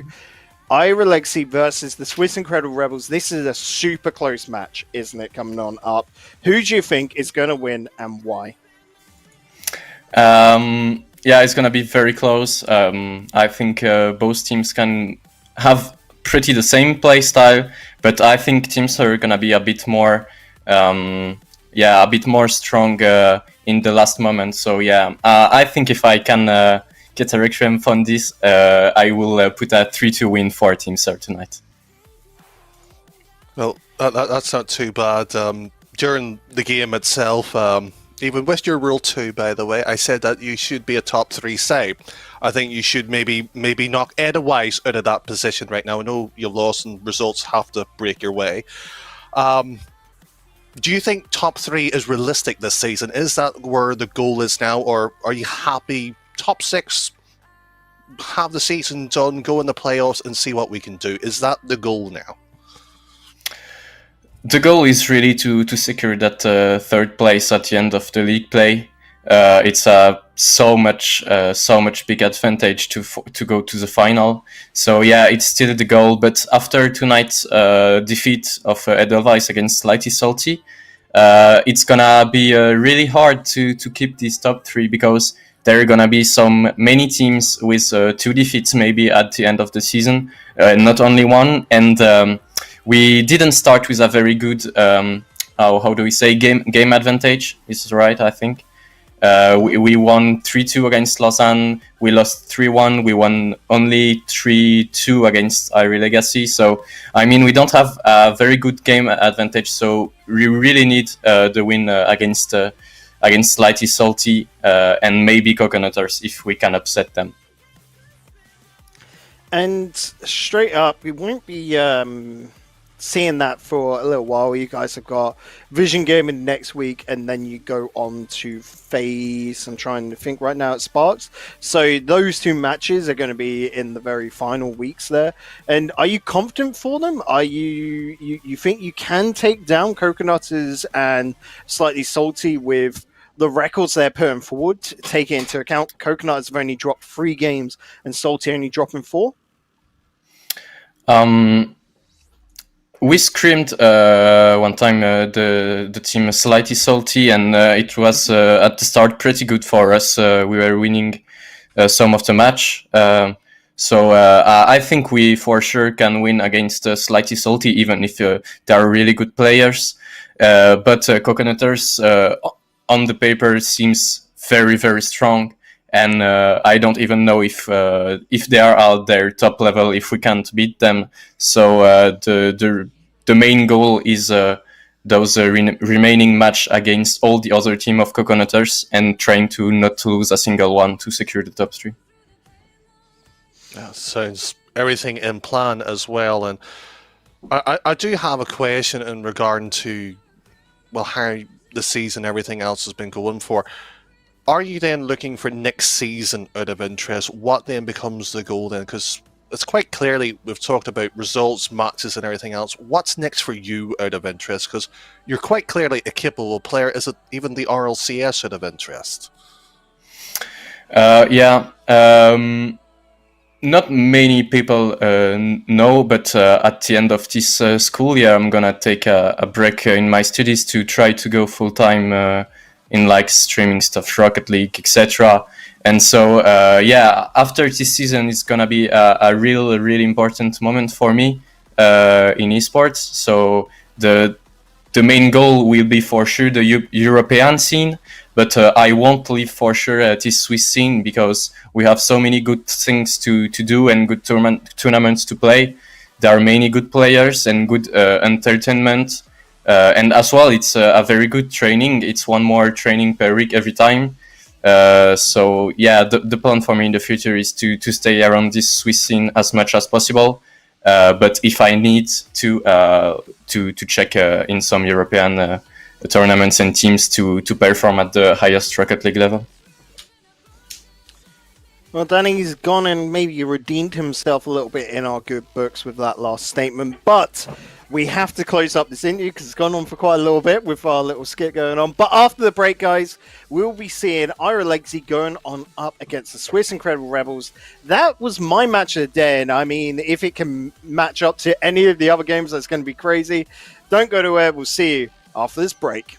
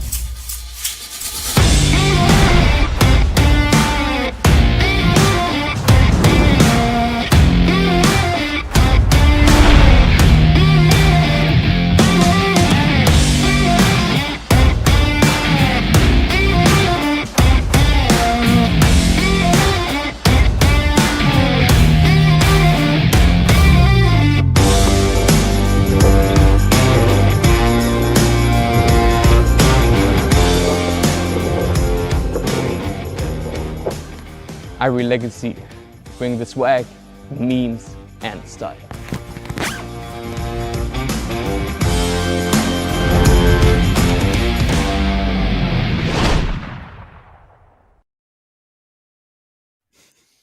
Welcome back, guys. And Danny, how can we just hate on Arku there? I love the lad. It was a great little interview with him, and actually, it's given me like a content idea where the players interview themselves. Like, how would that work out? You know? I love when we get together, but we just seem to give TCS a list of I don't know, particular ideas that they may run together. But Arku, any other players listening TCS, mute for a second. You're my favorite player, by the way, Arku. Just want to let you know that. I told you, I will tell the children which one's my favorites and which one I dislike. If you want to impress me, show it on the pitch. You're the sort of parent which you could go and become a doctor and you're just like, yeah, but it's not rocket science, is it now? Like, you're just so difficult to please. But this next game, do you think it's going to please you? Yes, because actually one of the players I've seen join the pitch, actually two in particular, I actually enjoy their matches quite regularly, usually very rarely disappoint Bacon, so it should be a good match, and I think it's a perfect time to maybe look in the finer details of this.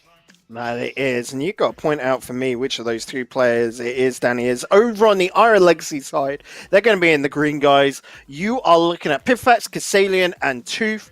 Over on the opposite end, however, on the Swiss Incredible Rebels, you've got Melox, RNZ, and Nukes. Nukes coming into the roster from the Pinch Colada side last season, and coming into the last 2 weeks of things, he has really stepped up his game, Danny. Hudson hasn't been too bad either. It's just a case of can they continue the performance. We've been talking in the last two series about relegation battles and that there. You might go, oh, sick, these casters can only talk about this here. It's just the pressure. We're at the midpoint. It has to be brought up as well. These two teams, however, probably actually much more comfortable in terms of the series standings as well. And I suppose you wanted to know who those players were. I'll let you have a guess, Bacon. Who do you think it is? RNZ. No. Sadly not. Oh, no. It's Tooth and Nukes. I got one of them. I was there thinking, yeah, it's got to be Hair Boy. That's it. And Hair Boy, is that how you describe him? I mean, face it, Tooth has got the best hair in the whole TCS. And me saying about Pinch Collar last season, that's me in the in my old ways. It was different esports last season, wasn't it? Which Nukes was on. Yeah, I suppose that's the case. I've just got an image right now. Undisclosed hair shampoo product of Jay versus Tooth or something like that. The battle of the hairs. Here's a free idea for you, TCS. Have fun with it. So much great content idea because, they've got such a great content team over there. But as we say that, the content being streamed to us right now, Ira Legacy versus Team Sir. The color scheme on this one is very, very unique as we hop into Beckwith Park at night. Ira Legacy in the mint green. And it's the Swiss Incredible Rebels in the bronze. 20 seconds gone by. Swiss Incredible Rebels with good little push right now, but they do fall away. With these two squads and how they play, this is going to be very much a push and prod game one. Just see where their opponents are weak and then try and capitalize it. It's all going to be about the mind games, Danny. It is, and I was going to enjoy that because that's the type of the gameplay I am prefer. It's not the mechanical side, it's what can you do and can you maybe just force your opposition to move an inch or two, because that's all you need to either score a pass, and that's a lovely infield and a decent save to go silence. Getting asked in chat about Stroby. Stroby hasn't played this season, so unfortunately he is he's past his NA. Yeah. Ooh, Melox. We're making a bad sort of. It's really bad jokes. Yeah. Melox there. Why, buddy? Just look at. What was the idea? He was stunned by the beautiful hair, that's why.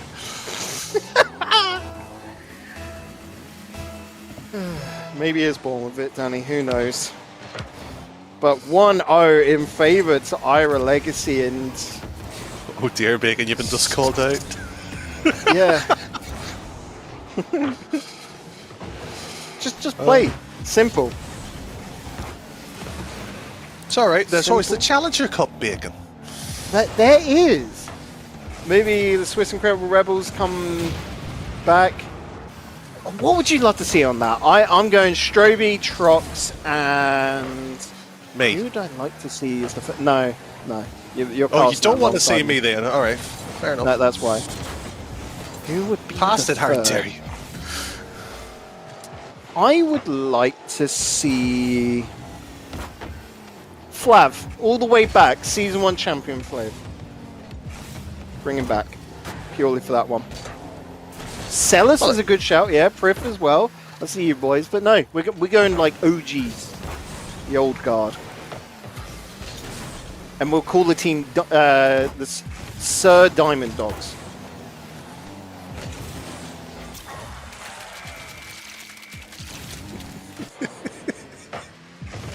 I love this match right now, Bacon, because Oh, DG we're sitting here enjoying it. We're talking about potential, Challenger Cup teams as well too, and this is league play to see which one of them is sadly going to have to face this potential lineup. It feels like we're two sort of chemists within the lab, and we're just making this Frankenstein sort of team here. It's fabulous.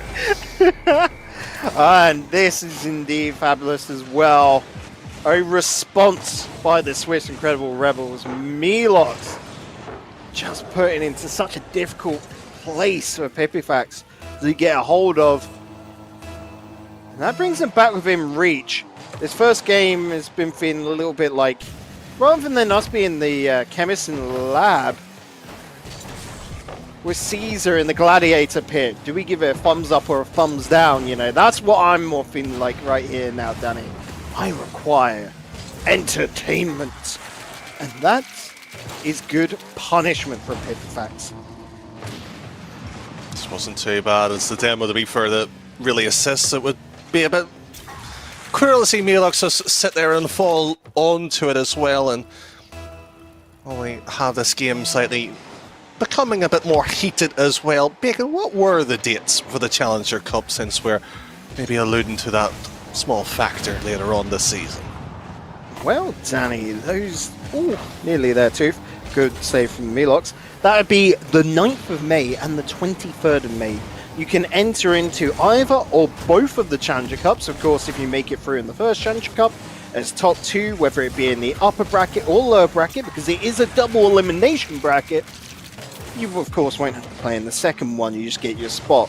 4 teams through to the Challenger Cups will then face in a little round robin. The winner of that instantly through to the TCS Esports League Season 7. The remaining 3 go up against 7th, 8th and 9th respectively of this season for a chance to make it through to next season, through to Season 7. Right now, these guys are on the cusp of that. Fighting for safety, fighting for 5th and 6th spot. So we know pretty much top 4 is safe, but 5th and 6th, not yet. Whoever wins this only goes on to 1 win, 3 losses, so perhaps if you look at this and go, this is mid-table, I can take them on. You should head on over.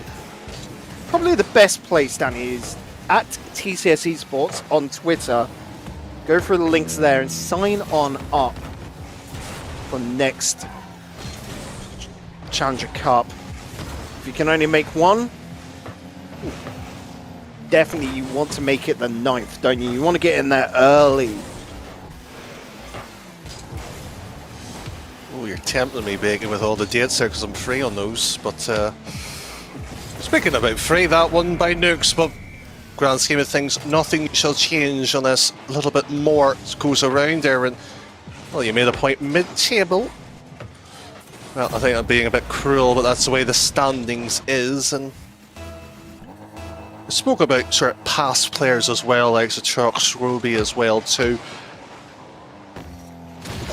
is going to be in the next couple of seasons' time when some of the newer ones who's going to be called the veterans, will they have the stamina to go along? So it'll be interesting how that develops. Of course, that's much later. But speaking about a tad bit later, Bacon, Game 2 on the horizon. And so far here, our Legacy seems to be the side on front, and this is a slight surprise to an extent. Yes and no. So our Legacy need recognition. Quite often they get, I don't want to say discredited, but perhaps forgotten. Just because when you look over on the Swiss Incredible Rebels, another mid-table team, where you've got Stroby, RNZ, Melox, and Nukes, these are fan favourites that have gone far. Our Legacy on the opposite end made it on through back during season, I'm trying to think off the top of my head, 4. And they've sort of made themselves a staple, and they are the, I don't want to say the sleeper team, but it's the team you sort of forget can do damage. And I would argue coming into this game, you know, I can't remember if the predictions or not, Danny, but they'd be my favourite of the two sides to win it. I think our Legacy have got this.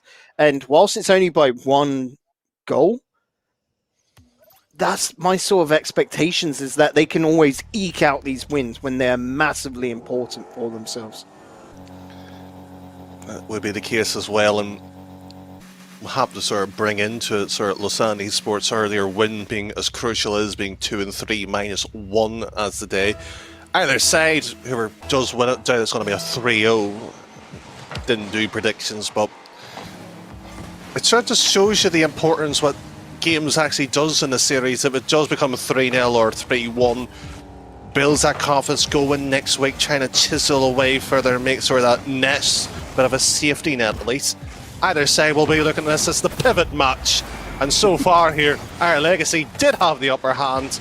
Now they're back on the playing surface. Game 2 is always the teller of a series, and Aaron said, what a pass up to him from Melox, and he can absolutely send it to top left. This is now going to be where the two teams really fire up. I have just done a cheeky little look and some calculations, Danny.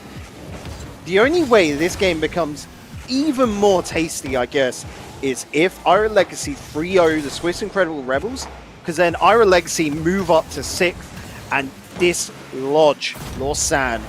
But I don't think they're going to be 3-0 at this point. I just love to see there you with your scripts writing down there, sort of going, what one shall be the most craziest and yet provide the thrillers and shock? 3-0, we'll throw this one in here. If there is going to be a series being it, this might be it. Although a mighty big if as well too here, and 2-0 down. Oh, they've got to get a move on here. Danny, you'd know all about that script considering you edited it for me. Of course, co-authored by Aspartum in the background and spell checked by Sonorous. The whole team here at TCS doing their parts. 1 minute gone by, 2 goals in favour of the Swiss Incredible Rebels, but here comes an attack by Tooth, and he was trying to sling it down bottom left, just didn't have the power, and it was a little bit too obvious by the way he approached the net. Yeah, it's just, I'm enjoying the sort of the old classics in terms of slinging it. It's just a lot's retired. It seems you've been bringing on the mantelpiece of the old terminologies, making. I'm enjoying it, but so far here, it seems to be too repetitious. The gameplay sort of will have a go here, rotate back in. It's just our Legacy has got nothing different, and why? Come on. Just why? Straight up. No one's home. Melox full sends it. There's a second man going up to perhaps give a helping hand in Nukes, and Ira Legacy. What on earth has happened between games 1 and 2? Here, that's just desperation. Wanting to push everything into attack and forgetting about the defense. And the Swiss Incredible Rebels, Danny, are quite good at lulling their opponents into a sense of safety with those attacks, because Sir can soak up pressure very well, can't they? You just seen game 2 here. It's the perfect example of what they can do as well. And that's a bit that frustrates me, especially if you look at it from a coach's perspective. It's 2-0. You were on the pressure, you were putting it out there, and yet our Legacy in this case didn't have to jump for it. They could have controlled the game here, forced her back under it, kept the pressure, kept the boost, but it just shows you how well they're able to respond that way. And I said last time around, it was a 6-goal game near enough. Finished 7. We might be heading territories that way if our Legacy can actually score 1 or 2. But have a look, our Legacy really picking up the pace as Kasalian throws that inwards. Pipifax only half a second away from getting gold there, from getting the goal himself. Nice 50-50, 1 by 2 for Iron Zed. I mean, I'm trying to think off the top of my head right now, but technically, I think it's only 2 players that's stuck on their respective teams. Do you believe RZ is the only player to stuck on his org as well since the very start, since Season 1? So that's a massive achievement for him. And Tooth, that's the first of a possible 3 because 140 left on the clock, Danny, and this has just opened up massively. Good demo from Pipifax. Nice control and a bit of wiggle room to give yourself time because of that demo. And you said, time, the score, well, we've seen in the first series how many buzzer beaters there were, Bacon, frankly. Shouldn't be out of the question at this point, and that's a lovely pass as well too. Just seeing the accuracy, should have found a corner. Oh, but that 50-50, that block coming on out, sorry. Tooth tries the line out for Pipifax. Pipifax doing right to get back into defense. This is awkward, but Kasalian actually not getting a touch there, and that works quite nicely for Tooth. Not too sure about Pipifax picking up that 100, but they need to start putting a bit of pressure on as time is still ticking for the guys of Ira Legacy. Kasalian up in the corner tries to set up a pass, but it's cut out by RNZ. What I do like about our Legacy, as much as they're trying to at least get this pass and play off, or at least the play to score a goal here as they concede one, it just seems to be the wrong play, one phase too late, Bacon. If they'd done it earlier, it would have been a much more convincing play here. Put far too much up the second time around. This is what's cost them game 2. And you know what? I've enjoyed the change of tempo. This has been much better. It has. It really has taken Sir to try and put a bit of dominance down on the pitch. And game 3 is going to be, I think, exquisite. As both of these two teams will be winding up, just getting better each and every increment. They will evolve into their next stage. RNZ, that's a beautiful little pass up, but Nukes can't get the connection. Pipifax goes the whole way. Just, he's had fun on this. Melox going for the demo and then turns around like, wait, what? I just also love the fact that the goalpost was like Velcro on that play. It wasn't letting go, it wasn't giving him anything either. He had to force it at the last touch.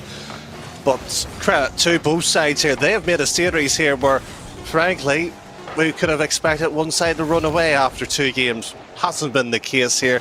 And I Legacy this time, Bacon's left with the response of what can they do, because frankly, they showed what they're capable of, just not the right play at the right time. Yeah, you got to think they came with 4-3 in game 1, game 2 going 4-2 in favour of the Sir. So 1 apiece.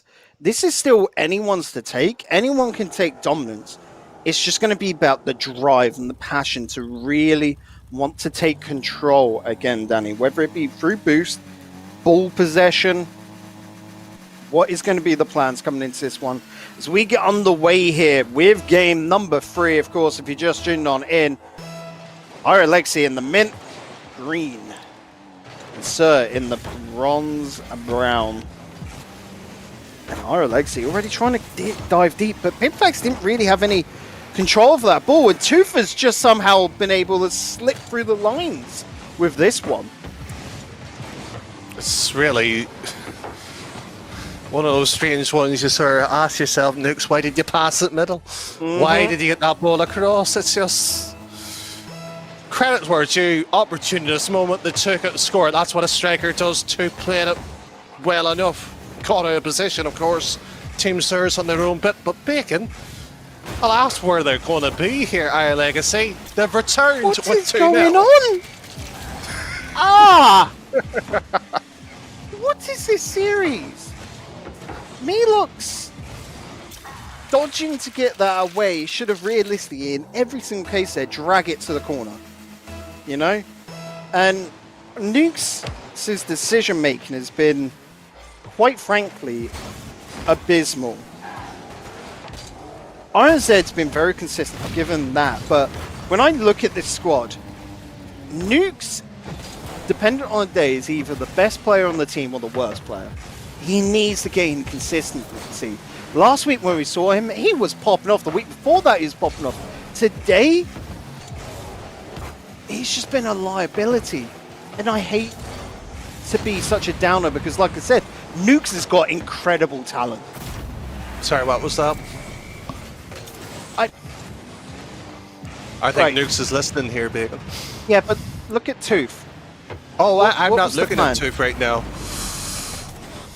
Nukes just sent it towards net. I know. It's not his fault that Tooth was in the wrong position.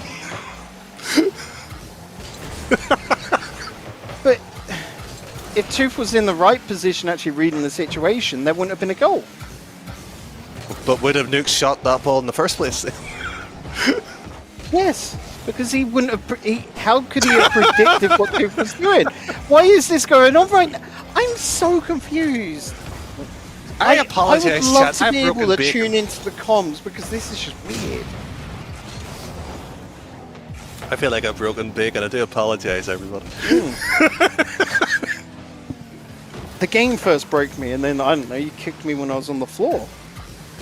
No, I was the one who sat the Lego piece that you tripped over. I was getting That revenge must have back been after a last giant week. Lego piece to me, the trip over. Okay. I sort of want to go into a deep dive analysis live on this, Danny, because it's very intriguing. Because you can see it's all just coming off of decision making one after the other, but predictability is just not there with this game. I've got another bad idea, Bacon. Do you want to hear it? Go on. How about Expector Bacon? We'll just give you a magnifying glass. I've got a bit of theme tune down here and a deep dive into the analysis. This was good. Oh, Just yeah. dropped by Nukes. Don't get me wrong again. Because saying should have got the touch and there was a flyby, but Nukes, that's just a very competent shot down. Yeah. Have nothing disagree. But again, Inspector Bacon, who done it? I don't. Everyone should be in prison. That's it. We're locking them all up, guys. That's it. They can do community service. Melox has got. Go on, Melox. You gotta sink this. Yeah, it can't beat Tooth though. That's fair enough. Didn't have the boost. Nukes, where are you going with this, buddy? Why?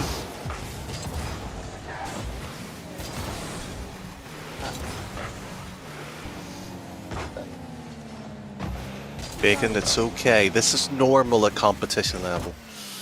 No, it's not. It is. These teams have shown us to be multitudes better. Yes, but you have to have a bad game every so often. It just happened to be both sides have got it at the same time. Yeah. Is that a thing as well, where both teams are just having a weird day, and I guess the vibes just are odd. That's a good punishment by Pepperpacks. Okay. That cheers me up a little bit. Look, Bacon, you've unfortunately tripped over that Lego brick. You're no longer the Inspector Bacon as you lost your magnifying glass so far today. It's just not your day at the moment. No, I'm feeling like I'm having like a Shutter Island experience. I'm in a mental asylum right now. I think I'm in Expect the Bacon, but really, I'm just... well, frankly, I'd love to be Leonardo DiCaprio, you know, but... You don't have the body for a bacon. I'm just going to No. say that right now. I really don't have the looks for that. But that's why I'm in the mental asylum, you know? Sorry, I just have an image and fair play to you, Bacon, if you believe that. And you called me delusional earlier, but apparently you're the one that's going insane. Shall we get back to the game slightly? Because Yeah. They're trying it, and it is picking. It is picking up. It's getting there. Very hopeful for Melox. Oh, not the touch Nukes wanted, unfortunately. Tooth, that's a decent 50-50. The follow-up a little bit late from Pipifax, but... Again... Okay. Oh, I wish Storm, I hadn't retired. I see you in chat.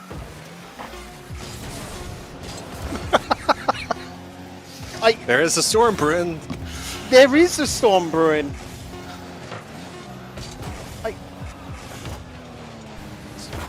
Relax, Bacon. Now, are you sure you don't want to team together for the Challenger Cup, Bacon? Because we've got the IQ to play this game.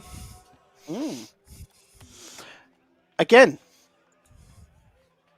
everyone out there, 9th of May, 23rd of May, the 2 Challenger Cups. These are 2 teams that could possibly, I'm not going to say they will be because that's toxic and, you know, this is a bad day. But if they have a bad day on the Challenger Cup, well, then. I'm just going to say a lot of you out there got to be licking your lips and should be signing on up. 2 Swiss players, 1 international player if you want it, of course. You can have 3 Swiss. Fill your boots. And right here, you could be in TCS next season.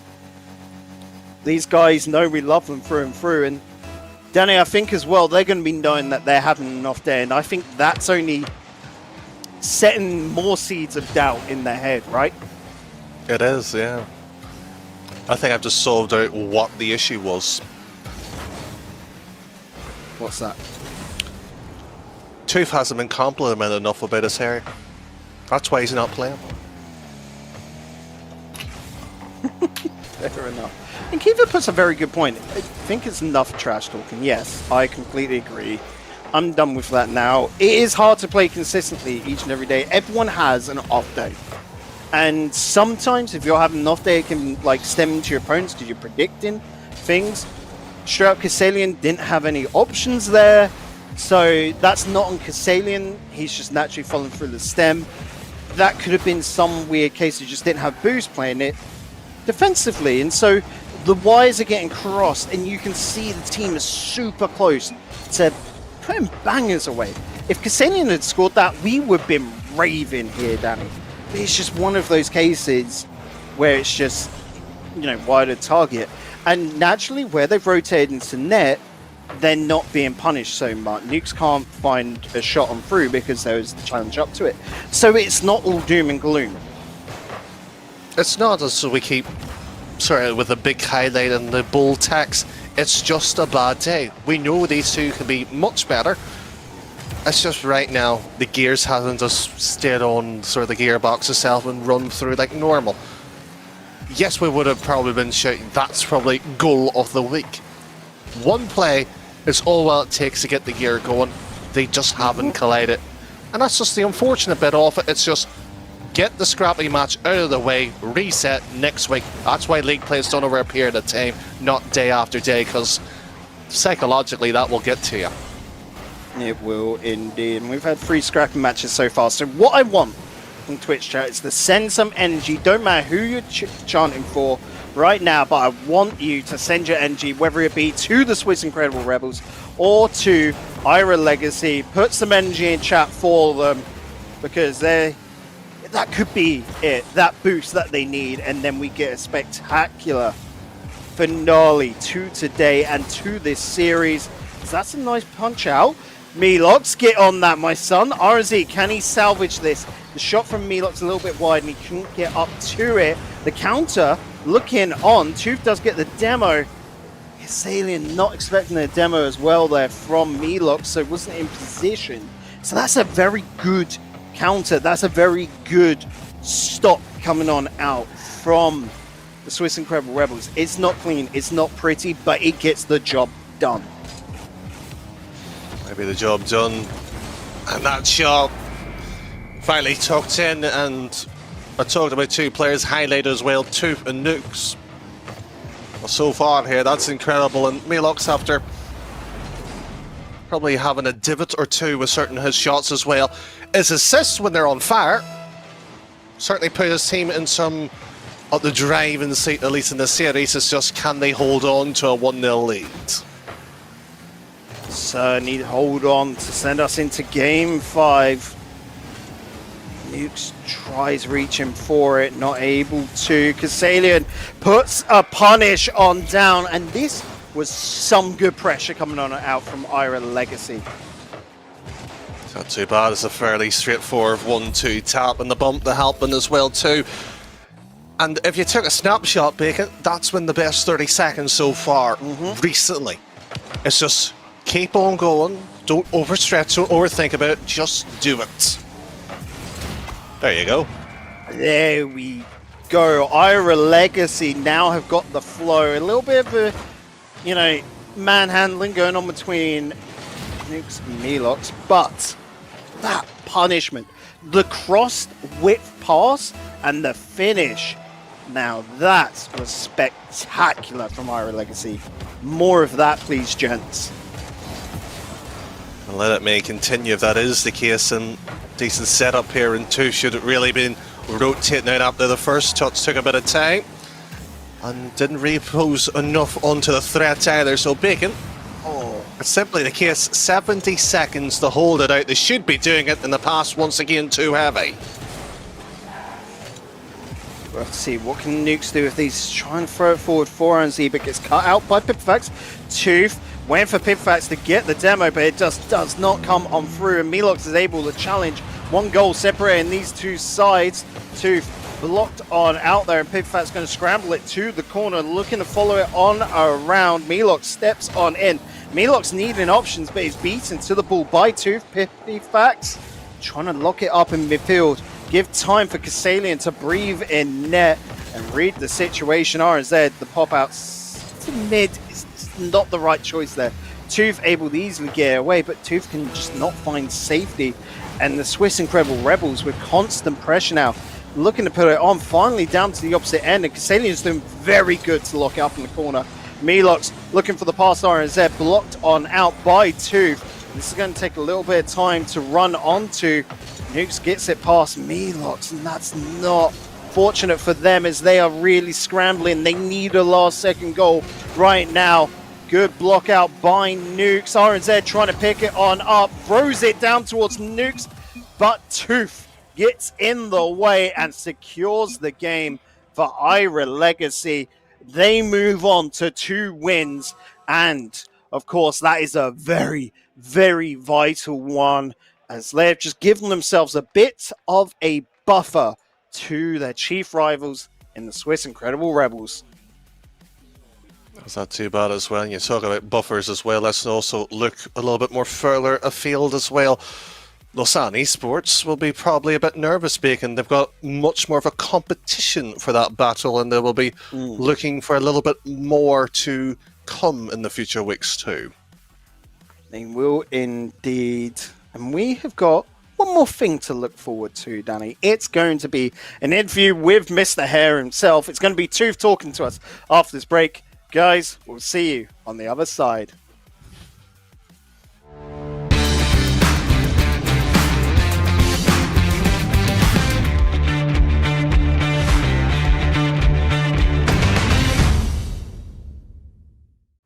Wenn ich das Gefühl habe, dass mir alles entgleitet und alles um mich herum zusammenbricht, weiss ich, dass ich mich auf ihn verlassen kann. Immer. Seit 125 Jahren an meiner Seite.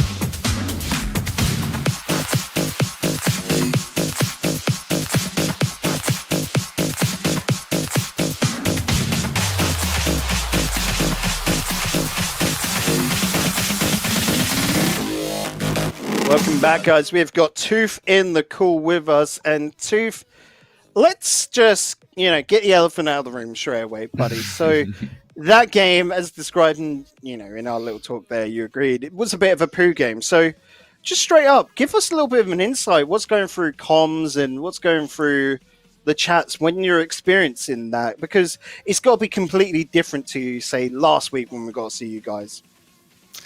Oof, yeah. I think this series already started yesterday. We kind of had bad scrims and we kind of ended the scrims on bad terms, and now we went into today's scrims or warm up before the match, and the vibe was still there, and we got into the game, and it was just, I don't know, it wasn't the usual chill Irie vibe that we had. We weren't like in this relaxed and focused mind, and I think that just proved itself on the pitch. And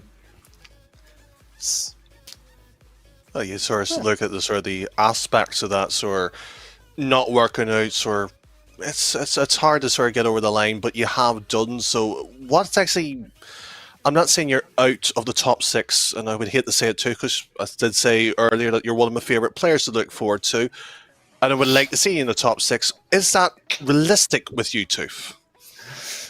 I think there is some possibilities that we get into the top six, but by no means we expect it, since it has been a rough season. Even though we did stay together as a team, but it was still there was still a downtime, and we still don't play as much as we used to, because there's some real life stuff going on with me moving, some new jobs at other teammates.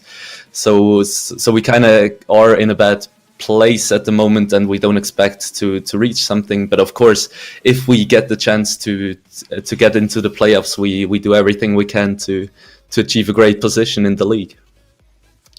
And I mean, just to look at, you're only one game off, like one game on the differential from being in that top six. So well within grab. You're joint now with both Sparks and Lausanne on 2 wins. So at this midpoint of the season, I would say you're sort of following expectations. And how does it feel and what can you take away from this series you just played, where you didn't play at your best, but you still got the win? So, what positives can you take away from that and go into next week when you'll be facing off against Mind Sanity?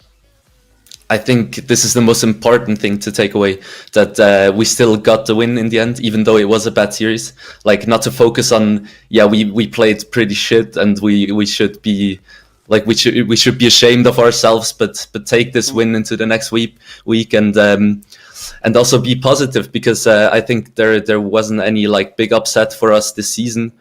I mean, we took down Lausanne as well, so this was a bonus extra game that we didn't necessarily expect to win. And I mean, our losses were like against Coconutters, the Edelweiss, then of course Latiques, all like really solid teams. And I think we just need to focus on the next games and take the wins that we can get, and just get into the vibe again and just feel great on the pitch, feel the vibe.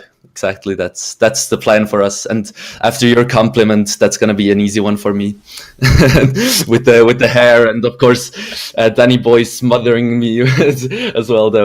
You guys are just awesome. I love you. Well, there are very few things I can say on to it, because you describe it with a bit of strong language there, a bit of the annoyance from yourself there, but that's just the character you are, to get yourself sort of right. Let's get back into shape. Let's move it into it as well. That's the passion, determination, the craft that we talk about. Because when you look through the past seasons and everybody else, you're still relevant within the scene too, as sort of that strong player, strong ability, the analysis that you have. Because seeing you at the studio, seeing you at LANs and that there, and you have that ability to convey the message across here. The question that you have, what I want to ask you at least in terms of that there, hopefully the case of it. What is the next steps? Because if you beat my Insanity, right, yes, that's, I'm not going to say an easy match to win, but it should be on paper. Of course, we don't play on that. What's the next step after that? Or what's the bit to get you into the vibe? Because you have all the pieces there, it seems. It's just, are you missing a coach or an objective eye here? Because Bacon and I are available for coaching, and, well, we're interested. I don't know. I think the best thing to do now is just to play other games instead of Rocket League together, to get the vibe up, because in Rocket League it's terrible at the moment, and we got to do everything we can to get out of there. But yeah, of course. That's a very good point, because it's basically like team building, like any job. Like, you would do that at the office with work colleagues. You have to, in some ways, treat this like a job, at this level, and build up. You're right. So play some, I don't know, Counter-Strike or Fortnite, whatever other games, and just sort of get wins there and like get good vibes going again, isn't it? I think it's exactly that, yeah. And of course, rewatching the series and taking away what we did wrong, and of course what you guys said. I think the series was quite fun to watch, and I think we can have a good laugh as well as a team. Like, not take our mistakes too seriously, and then it's gonna be great next week. Well, we're going to let you head off because it's getting quite late now. We've just gone over 11 p.m., of course, over in Switzerland. So you guys are probably getting ready for bed. So let's try and wrap this on up. So thank you very much, too, for coming into the commentary booth. Before you head off, though, any final shout-outs as the last interviewee of the day? Shout out to my mom. Shout out to Storm. Those are the two shout-outs for today. Much love. And, of course, for the rest of our fans. Oh no, the fans doesn't matter. It's just Mother and Storm there. Yeah, of course. So, Danny, with that, let's bring up the recap for today, and let's sort of cover what went on. So, first of all, we had that matchup against the Coconutters and Sparks. Coconutters taking that one in 3-1 fashion, but it's got to be said, Sparks with a really impressive performance. Following that on up, we had Slightly Salty taking down Edelweiss as the upset right there. 2 OTs we saw in that series in the 3-2 fashion. Lausanne taking down Vision Gaming, and Lausanne having to figure themselves on out and adjusting in games but 4 and 5, but Vision Gaming with a massive performance there, and probably a pivotal point themselves, as they're able to take 2 games off and are looking stronger match 4, we saw Latiques go up against Mind Santi, and Latiques just swept that one up, really showing dominance in their playstyle. Mind Santi, some points to work on and some points to praise from them. And in our last game, we talked, there's a bit of a poo game there between Ira Legacy and the Swiss Incredible Rebels, as those two teams will go away, lick their wounds, and come back next week even stronger, won't they? Yeah, they will do in that sort of situation as well, because we looked at the series overall, wasn't too bad, but what does that mean overall for the standings, Bacon? Because for the first time this season, at least, otherwise not top of the table, you actually have to look a little bit down. It's a shame I didn't bring my umbrella, because I know Trox would be a little bit under the weather with this one. Yeah, it has been a rainy day for Edelweiss, but it's all sunshines and smiles for Slightly Salty and Coconutters as well, as they top our leaderboard. Edelweiss down in third, Latiques just behind them, only a 3 game separating them as they sit in fourth. Right now, for 5th, 6th, and 7th, we've got a tie, not in the game differentials, but on the series, 2-3 between Sparks, Lausanne, Ira Legacy. Team Sir take up 8th place with 1 win, 4 losses, and Vision Gaming just creep ahead of Mind Santi as they got 2 games today. Their first 2 games as well, it's got to be said, and are looking a bit reborn, Danny, as they look to make the second half of the season theirs. And it's got to be said, that fight between Mind Santi and Vision Gaming is going to heat up as the weeks go on, isn't it? Oh, it is as well, sort of that break as well from last sort of bit. The teams have had a respite, see what the issues is, but this week some teams came match fit. Rest of the season still left to be for that leaderboard to be decided, because frankly, bar maybe 1 or 2, I think everything's still up for grabs here. So let's have a quick look towards next week's matches, where we've got Edelweiss going on up against the Swiss Incredible Rebels. Slightly Salty goes up against Coconutters. Third match, we've got Ira Legacy going up against Mind Sanity. Fourth on the board is Sparks versus Lausanne. And the last match of the day is going to be Latiques going up against Vision Gaming. Danny, if you can pick one of those matches as the highlight feature match, which one are you picking? I'm going to take the easy out, Bacon. It's the battle for the top spot, as it seems to be. The Salty Takers versus Coconutters. They are the 2 sides that are the best at the moment, and anybody says otherwise, well, I think the leaderboard says one thing. It does. My runner-up best match has got to be Sparks versus Lausanne, though, because that's going to be a good divider match nonetheless, as those two, well, whichever one of those 2 wins is going to be secured for this weekend, for next week anyway, into top 6. The other in a little bit more of a dangerous position. But with that, we have no more games to bring you, no more information or news. So we'd just like to wrap up with a massive thank you to everyone out there for tuning on in. Of course, we love each and every one of you. Love the TCS as well, as without them, we couldn't bring this tournament to these players and to you guys at home. So thank you for just sponsoring us, TCS. Love you massively. Of course, love you as well, Danny boy. Thank you for coming in and joining me on the cast today. Love both Zonorous and Raph in the background, running everything. But until next time, until next Monday, stay safe. We'll see you soon. Allow us to introduce ourselves.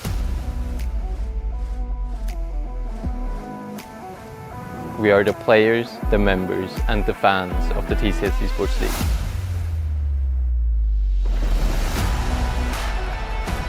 We don't have big stadium shows, millions of viewers, or our own rap song.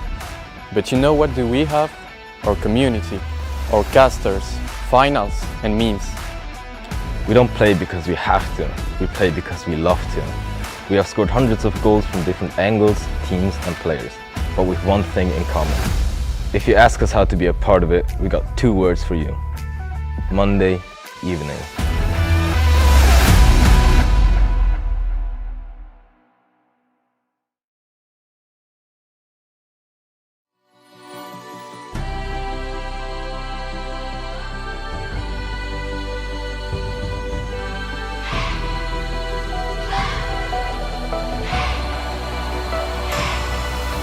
Shut your eyes, shut your eyes.